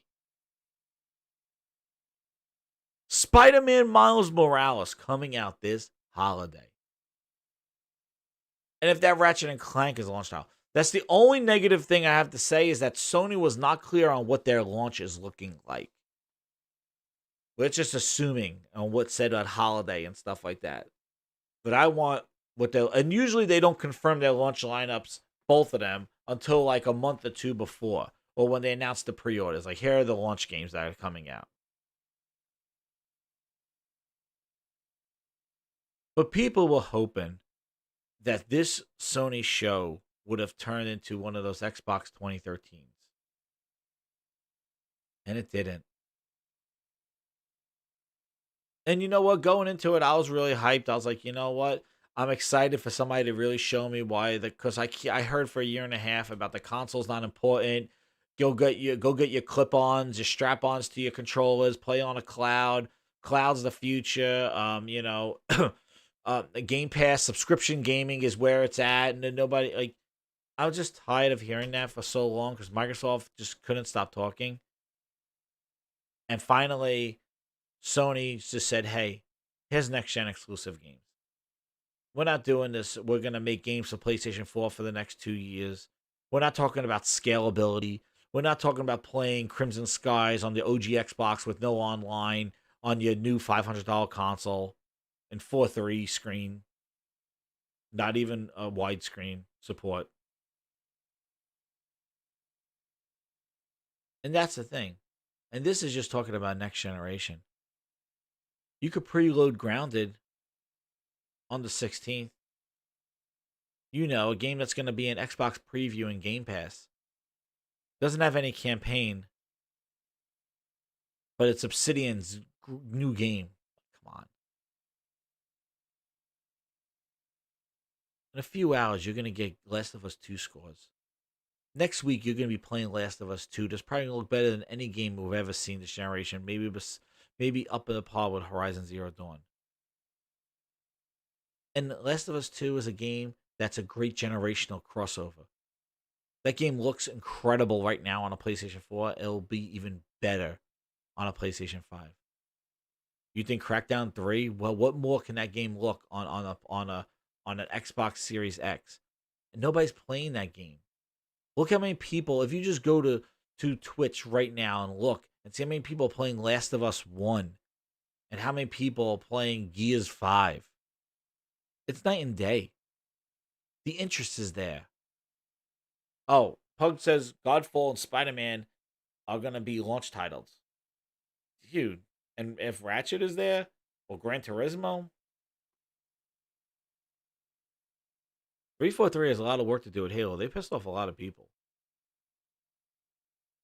But the thing is that Sony did an effective job here. They didn't stumble. And going into this, the hype levels were astronomical. And when you look at Keely's poll, they have A's and B's. And that's really hard to do when you had those expectations set. I did think, though, if overall with the show that there would have been a whole bunch, I was like, oh my God, they're going to be like GTA, like they're going to be like more holy shit moments. But there were a lot of like, wow, this looks awesome. And there was some like, all right, this bathroom break, you know what I mean? I got to go pee, like this is, let's hold off. This is not really, this is the indie part. And then they did some third party stuff. But I tell you, again, if Microsoft gets a wait to E3 and wait to July, everybody's acting like this was Sony's one shot and now they're done. They're not done. So, like, everybody's trying to wrap it up going, well, Sony showed everything. That's it. Now Xbox is going to show all this stuff. Now, Sony's not done. All right? I guarantee you they're going to drop fucking Horizon Zero Dawn, Horizon 2 gameplay probably when Microsoft is going to announce something.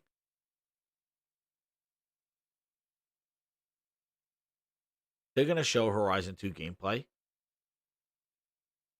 The thing is like I said yesterday, this is the beginning. And if Microsoft could say wait to E3 for 3 fucking years, I think you could give Sony about 4 months of wait to PlayStation 5 more content comes out. When you've been waiting 3 goddamn years and now it's all about July after 1 E3 all to themselves, XO19s, XO18s. Come on. And know what? There was no PC talk. There was no services talk. They still didn't even show the UI.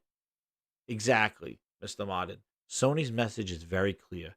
They believe in generations, and they're about moving forward.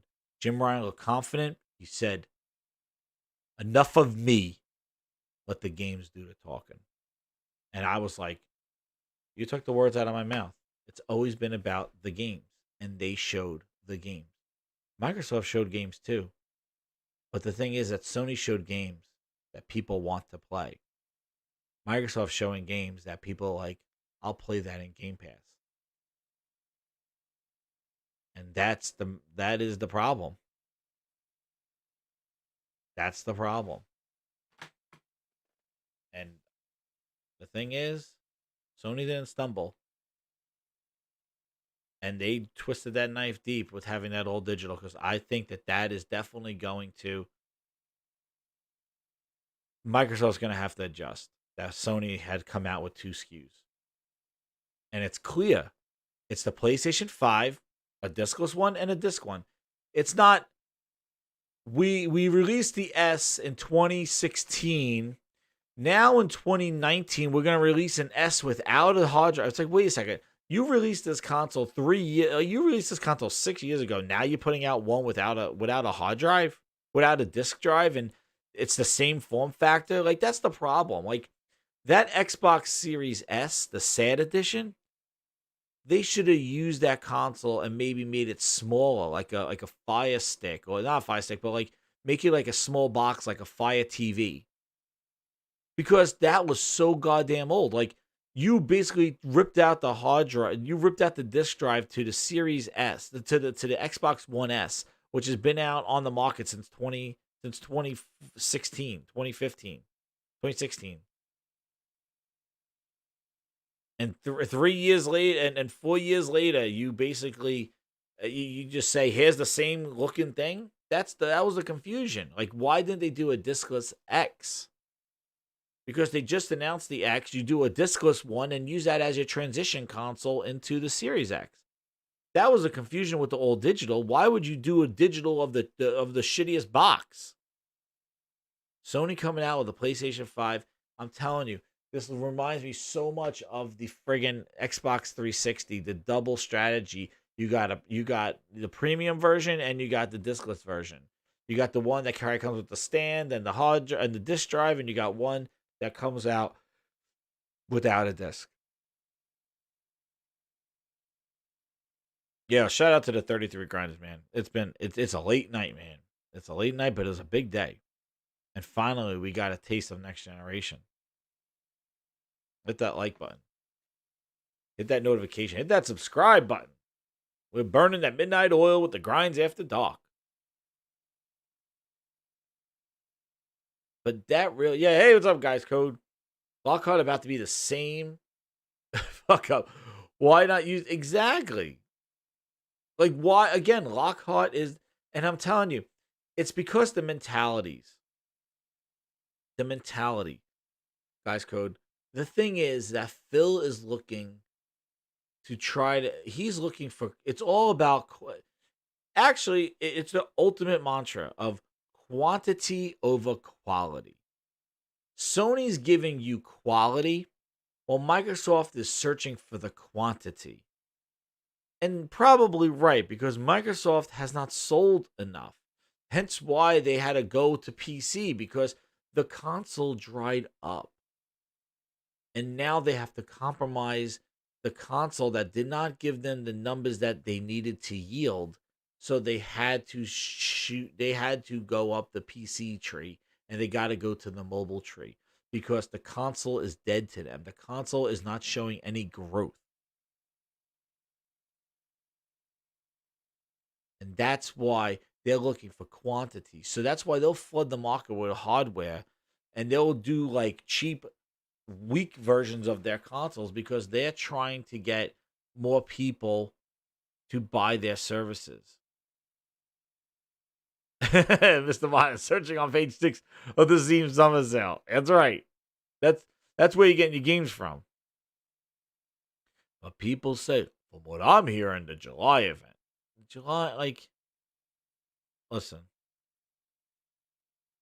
If we're wrong and that July event's fire, then it is what it is. That's great.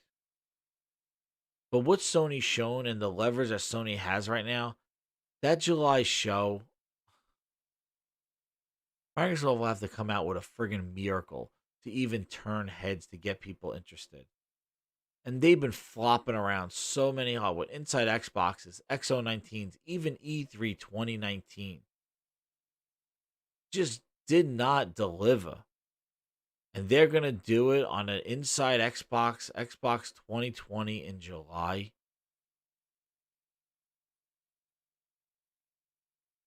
And that's after The Last of Us 2. And you think that Sony, this is it? Like, that's the thing. Like, Microsoft got all these shows, and everybody's like, wait till July. But Sony does one show today, and everybody's like, oh, that's it. Microsoft could counter. Are you kidding me? It is. It does stand out. But, like, are you kidding me? Like, you waited 3 years. Microsoft had next E3 and this thing. It is a statement piece. It shows that they actually decided to design. And everybody's like, well, I remember one day they showed the X. Like, oh, the PlayStation is going to be a big-ass tower, too, because of all the heat dissipation and all this power on GPU. Like, Sony got that in a sleek-ass system. E3 was their time to shine. And the thing is that if half of that show that Sony had today was anything that Xbox shown, it would be eye-opening. But Microsoft has yet to show anything of the caliber and production and quality that Sony has shown. It's so evident, and it's been evident for so long. Sony knows this stuff. And Microsoft has to step up their game. There's no question about it. And people will make excuses if July is not all that. You know? They show Fable, it still looks like a cartoon game, or they show Fable, it's a mature game. What are they going to do? I don't know. What's Halo going to look like?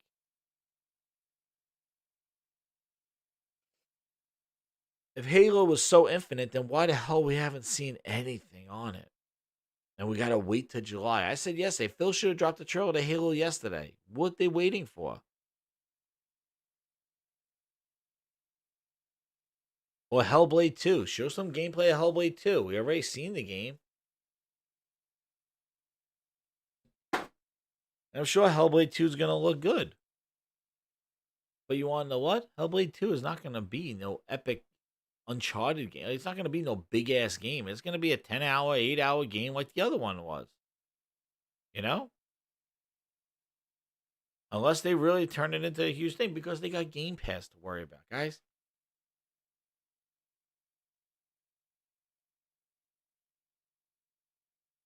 You know? But I tell you, the show did a great job. I think that Sony did. They covered all their bases. They showed the console. They talked about the features of the controller. They showed Horizon 2, and like I said, like all that other stuff was just icing on the cake. Horizon Zero Dawn 2 being a PlayStation 5 exclusive game was all I needed to see, and I'm exhausted for today. But I'm going to come back with that energy because I'm going to told you that is the key. Next generation versus cross generation. One believes in generations, the other does not. The other believes on just mid-gen refreshes. Your old games come with you and play old games. And you know what? If that's your cup of tea, then enjoy. But don't sit there playing old games and go, why am I not getting new ones, Phil? Because you're satisfied with playing all your old games. So you want to go play State of Decay 2? Yay! On Next Generation? Yay! Then enjoy. But my thing is if you're not playing State of Decay 2 right now, the fuck, why are you going to play it? You're going to play it next gen. Hey, come on. Who are you kidding? And I think they'll do streaming or something like that, like streaming to the PC or streaming to your phone. But the thing is about PlayStation is that they're keeping it to the core. They will dab in those streaming services. They will dab in PC. They will dab into those other things. And I said it before. Sony's taking steps in all different directions, but still maintaining their identity. Microsoft dissolved their core and are pursuing 2 billion gamers on cell phones, on PC. They're just sporadic. They're all over the place. That's why their games, their messaging, it's just so confusing. It's like, what's in Game Pass? But it's not a cross-play. But then there's PC Game Pass. It's still in beta, but this game is not a cross-buy game because we didn't make a cross-buy game. Oh, it's in Steam now. Oh, here comes the game. Like, there's so many different confusing things that Microsoft has to manage that it makes it very cumbersome. And since they don't let their games speak for them, instead they speak too much, they just stumble over their own words. And Greenberg has to issue apologies and retractions and clarifications and oops. He's trying it. I understand it's his job. I understand it's his job. All right? But you got to let your games do the talking. Like, you can't be the tough guys on the block. You can't be the tough guy on the block talking about all your 12 teraflops and all that power and all that other stuff and then show mediocrity. Can't do that. Oh, is it now? If Phil increased it to 7 billion gamers, good luck. 7 billion gamers. Yeah. You got 7 billion gamers. You got Crackdown 3 on 1 trillion Xboxes, 1 billion Xboxes, and nobody PCs, and nobody's playing that goddamn shit. You could talk about 7 billion people. The thing is that 7 billion people do not care what the hell he's doing. He can't satisfy 40 million people on a goddamn console. He's going to go reach 7 billion people. Come on. That's the joke. That's the problem. They have such ambition, but they're not doing the work. Sony's doing the work. Sony earned that legacy. Sony earned the appreciation of the fans. That's why Sony could show the animal food eating ass game, whatever the hell that the game is. Nobody's getting on that case about it because guess what? They showed Horizon 2. They showed Spider-Man. They showed all these other games with that. Where Microsoft would have showed Grounded. They showed Everwild. They show all these bullshit little indie games and they call it a day. That's all Microsoft has been doing. All Game Pass fodder. There's Game Pass. Coming to Game Pass. Coming to Game Pass. Coming to Game Pass. Be seen in Game Pass. Game Pass. Oh, and we got all the Final Fantasies. Like, they've been on PlayStation for 15 years. Oh, well, we're getting them. Yakuza, starting at 1. Like, there's Yakuza 7 has been on PlayStation for, like, they've been doing Yakuzas for, oh, we got them now. Like, old-ass games. Like, hand-me-downs. Hand-me-downs and AA and single-A games for Game Pass. That's why when everybody's like, oh, the July show, I don't see what Sony showed today with Horizon, with Ratchet. I don't see games of that size and that caliber, that quality being thrown into a service for a box of goddamn Pop-Tarts. I don't. And that's the underlying factor. If Microsoft's going to make games of that scope and that size and put it in Game Pass, that's great. But they're smart. I don't think they're going to take that hit. These games will be compromised because they're going into that service. They're guaranteed. That's why Microsoft should have suggested, hey, we're going to have some games going Game Pass and some games not. That's how they should have done it. But they didn't. They went balls deep. They said, everything's going in Game Pass. Everything's going to be supported 2 years on Xbox. Everything. So now they gotta sit there with that stuff. And I think really they're in the position right now of just satisfying the people, the fans that they got left, while trying to go get to the 7 billion gamers.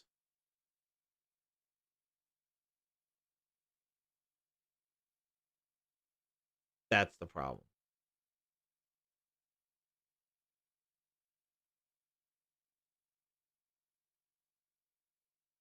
And I think they are not, they have not done anything to recruit. And they keep saying they're coming to you.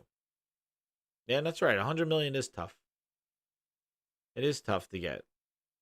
But the thing is, everybody was saying that Microsoft, that Sony would not have next generation exclusive games because it's bad business to leave 100 million people behind. That's generations, man. You leave that old hardware behind to make new, refreshing games that could be done taking advantage of the new hardware. That's the console generation. If you don't believe in that, then go get a PC.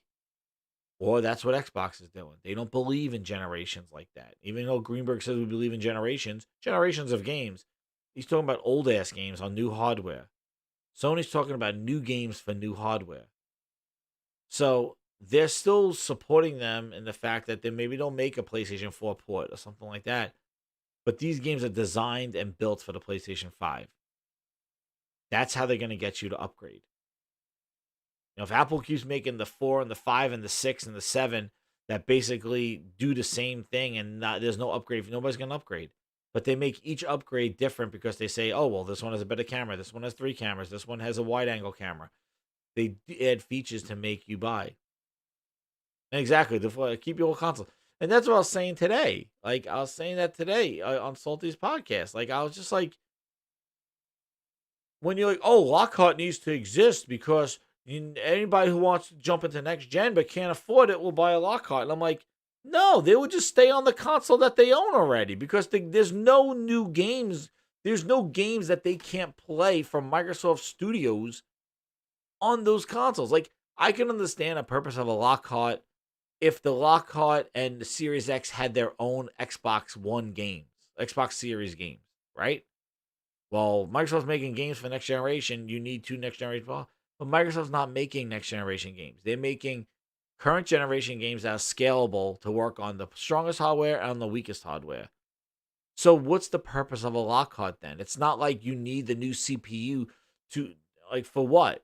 That game's going to run on an X and then run on a Series X. And then they're saying that Lockhart, oh, that's the 1080p system. How are you going to have the 1080p system when you have the Series X that's been marketed as the most powerful console? You have the X as the most powerful console with 4K.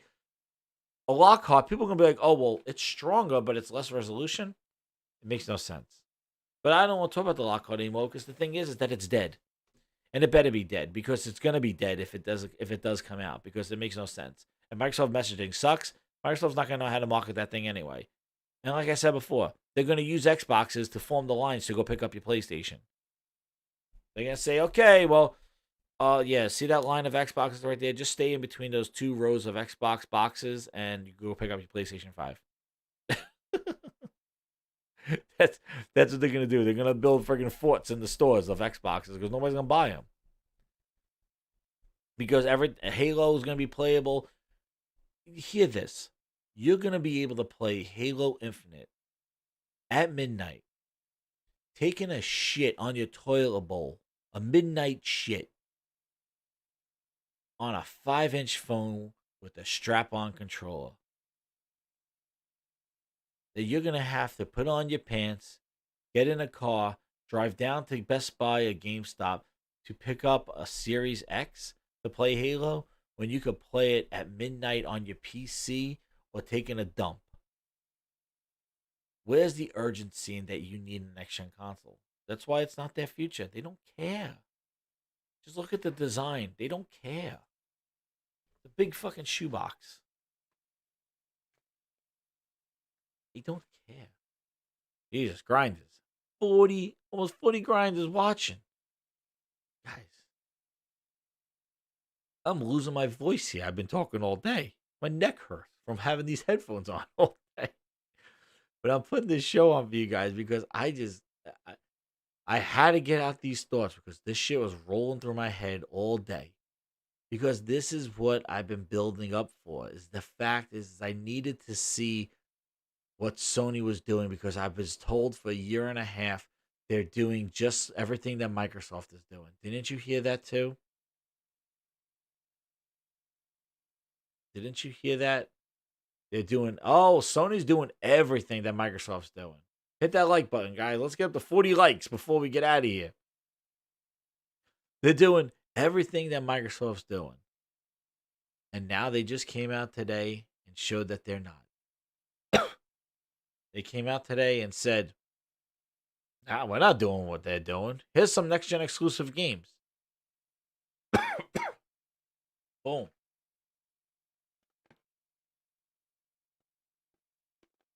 They didn't talk about PC. They didn't talk about cross-play. Cross-generation. They didn't talk about PlayStation Now. Thanks, Callie.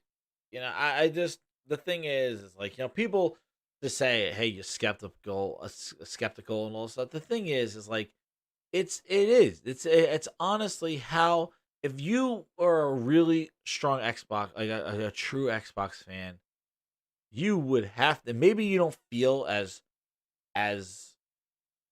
maybe as passionate as I feel, but you gotta feel some sort of way into where it has become and what is being shown.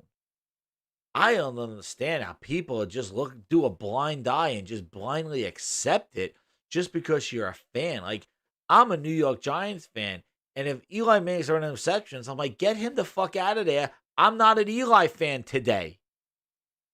But when that son of a bitch is throwing footballs and getting touchdowns and winning Super Bowls, woo! Like, I'm not going to accept I don't accept, bullshit. I don't have time for bullshit. That's the thing. I don't have time for bullshit. And if you're bullshitting me, I have no time for you. You wasted my time. And Microsoft has been bullshitting us too long. You lied about VR. You lied about Scalebound and all these games. You lied about Kinect. You lied about Cortana. You lied about Snap. You lied about franchises. You killed franchises with Rise. You killed franchises with Titanfall. Didn't lock that down. You're not buying third-party deals. You're not doing anything. You bought a bunch of hokey-dokey, mediocre studios. Like, Compulsion Games is not going to be making you Uncharted. All right? I don't give a shit how many fucking LinkedIn pages they got. The only people that are capable of making a game is probably Obsidian to make something decent. The Initiative maybe makes something decent. Playground Games makes racing games. I don't know how well they will make an open world RPG game. You know, people think they're going to make a 95 banger when all they've been doing is making racing games for fucking 7 years. They're going to make amazing story, narrative, characters, battle system, side missions. Like, yeah, okay. They've been making fucking open world racing games for 7 years. All of a sudden, they're going to come out with a 95 banger of fucking, open world RPG? Tempered expectations, please. Like, they do good stuff, but, I think that these studios not only are mediocre to begin with, or, middle of the road, like Compulsion, and even Ninja Theory. Ninja Theory is a small-ass studio. Hellblade was a creative thing that they did. It was a small indie game with AAA showing. That's what it was. But then they come out with Bleeding Edge, and it's like, oh, there's Ninja Theory. Look at that. How nice. That doesn't help the studio grow.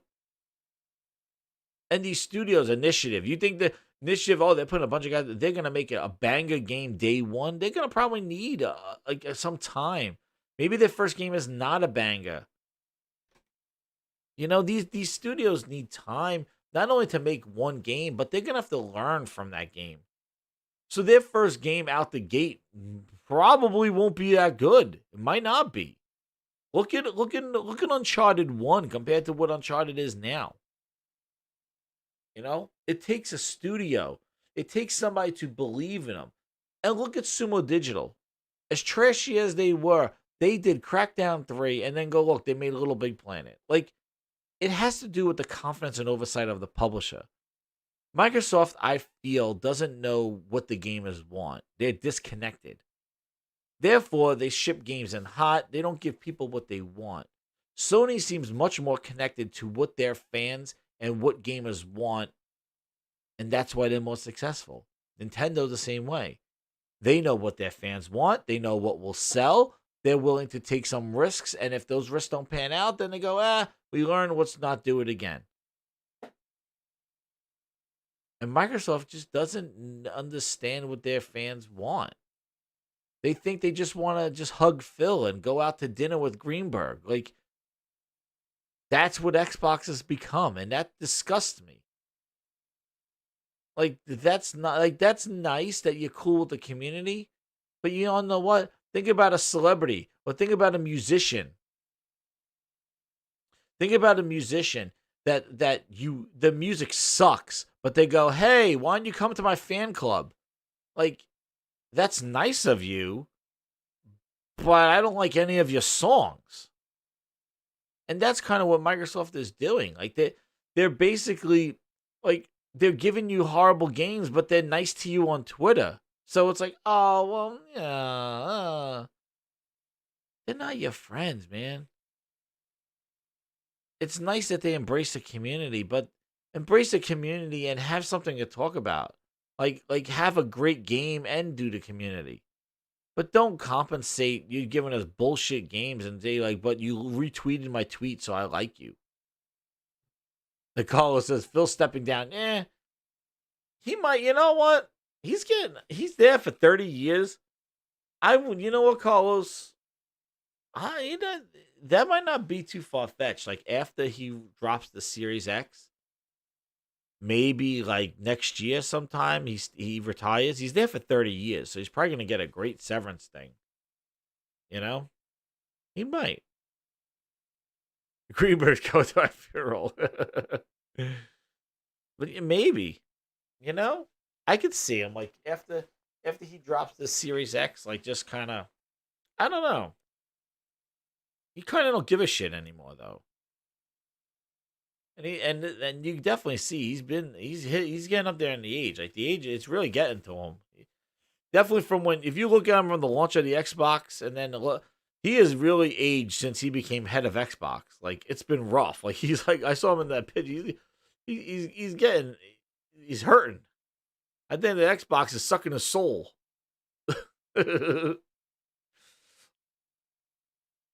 Like I think the guy has good intentions.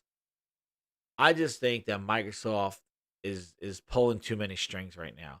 And I don't think that Xbox has the leverage that it used to have where it could do what it wants to do. Like it has to do it now on this umbrella of the cloud and Satya. And that's where my issue is. Like it's not with the hardware. It's not with the machine. It's more with just the games are reflective of the struggles that they just can't, that they had something. Just like PlayStation has something now with 10 million people watching their thing. That's something special. You don't take those 10 million and go, guys, you know what? Well, we're just gonna put it. We're just gonna take that game that you love and cherish and just put it everywhere. It's better for you. You know, there's something about exclusivity. There's something about investment into an ecosystem where you know you're getting a certain quality. It's like going to a high quality restaurant and knowing this is the best steak you're gonna get. But if you're like that chef is like, oh yeah, I just make the same steak and I ship it to McDonald's, it's not gonna have that same value that it has. Oh really? And that's kind of what Microsoft did to their fans. Like they basically took these people that are very loyal and just said, hey, we're gonna give you all your shit off to everybody else because it's better for you. And people are like, oh, that's more money for me for Xbox. And then you go look, and Sony's the one that's buying all these third-party exclusives. And what's Microsoft buying? Advertisements to dress up goddamn Greenberg in an Ori costume. Shooting a guy out of a cannon for goddamn Sea of Thieves. Giving everybody free Game Pass and Pop-Tarts and Chips Ahoy. Where's the investment? Where's all this money that from Xbox Live? Where's it going? Is it going into getting exclusives? Is it going into getting third-party deals while your first party makes a game? No. It's going right in their pockets. That's what they're taking you out to lunch with. But guys, it's late. As you can tell, I'm getting tired. I'm pushing myself too far today. But I had to get my thoughts out. And I can't believe how many of you guys are watching now. I want to thank you again. The support has been outstanding. And, you know, I'm just amazed that people, like, you know, want to hear what I think and things like that. Because, you know, the thing is like, this is like my therapy. Because I just think this stuff. And I'm just so amazing. Hey, what's up, Melon, man? How you doing? I'm just so, you know, just amazed at like how much gaming is just like it's just refreshing to finally see a company like reassure you that hey, consoles, next generations, they're still a thing, and here's a show for you. And I think that is the thing that really kind of made me feel good today. Like I was like, good, because I've been hearing a year and a half of all these like, oh, look at this game is coming to PC. PlayStation's putting all their games day one. And I'm like, shut up. Microsoft lost this generation, and this is their exit strategy. They're done. Please. Whatever games they could salvage that I could play on my PC, I will enjoy it. If it's good games, that's great. But they killed the brand. They killed the Xbox. Because they got games that nobody wants to play right now. And the biggest thing they got to do is just make the games. And that was a problem that I had. What they should have done is got back to their core audience, make the games that people want to play, and then put them on other stuff to let people play it. Instead, they just put their shit everywhere, and it's just haphazard. Stealth launches, stealth drops. I go for quality. If I'm going to spend $500-$600, I go for quality. And that's what Sony showed. And all I know is launching with a Spider-Man game, I don't give a shit what it is.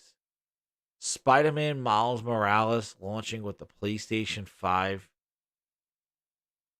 Damn. That's huge. That they got that ready for that. And then Horizon after that. And you didn't see anything with Cory Balrog. If it's God of War 2, if it's that, you don't know if there's another Uncharted game working on. Nothing from Ready at Dawn. Nothing from Supermassive that makes Until Dawn. Do they got and if you look at the deals that they got, Bethesda timed exclusives, Square Enix timed exclusives. Maybe they do have a Silent Hill. Like, this is the start. That's the exciting part of it. This is just the tip of the iceberg. And what's amazing is that we're not saying, oh, this was their first show, they're just getting this out of the way. No. This satisfied a lot of people, which is great. It satisfied me. And everything else now is just icing on the cake. Microsoft still got that cake in the oven. Does it come out burnt? Or does it come out okay? Who knows? But all I know is that Microsoft's response to what Sony did was dumb. Because they're not letting their games do the talking. They're doing the talking. And they're being stupid about it. Like, it's not effective. It looks petty. And they've been doing it ever since Sony's day. Like, me too, us too. Get ahead. Oh, I got a lot of likes and retweets. So go ahead. You know, if that, what does that do? And now tomorrow, today, a few hours, Last of Us 2. And now Last of Us comes out. But they can't say Us 2 for that. And then a few weeks after that, Ghost of Tsushima. And then Spider-Man. The PlayStation 5. It's exciting times. It's awesome. And for console, it has just begun. And the future is now. And I want to thank you, Grinders, for coming out real late tonight and Grinds After Dark. I'm winding down here. I don't want to lose my voice because I definitely want to still do shows. But I've been hyped up all day. But I want to thank you again for the Grinds After Dark. And hopefully you saw some of that stuff. I know it got a little repetitive, but I definitely wanted to show the differences between the two of them. Because this was an important day in knowing where the consoles and next generation are going to be. And there's two different ways, man. Two different procedures. One believes in the console, believes in generations. The other does not. And we'll see which strategy prevails. But I definitely like the PlayStation strategy and what was shown. But I want to thank you again, guys. This has been What Grinds My Gears, Grinds After Dark. The PS5 reveal versus the Xbox Series X next gen reveals. And what was their line? Power, play, unlimited power, something like that. I don't know, something like that, but pretty cool. But yep, this has been Jez7780. What Grinds My Gears. Guys, I am out. Thank you again.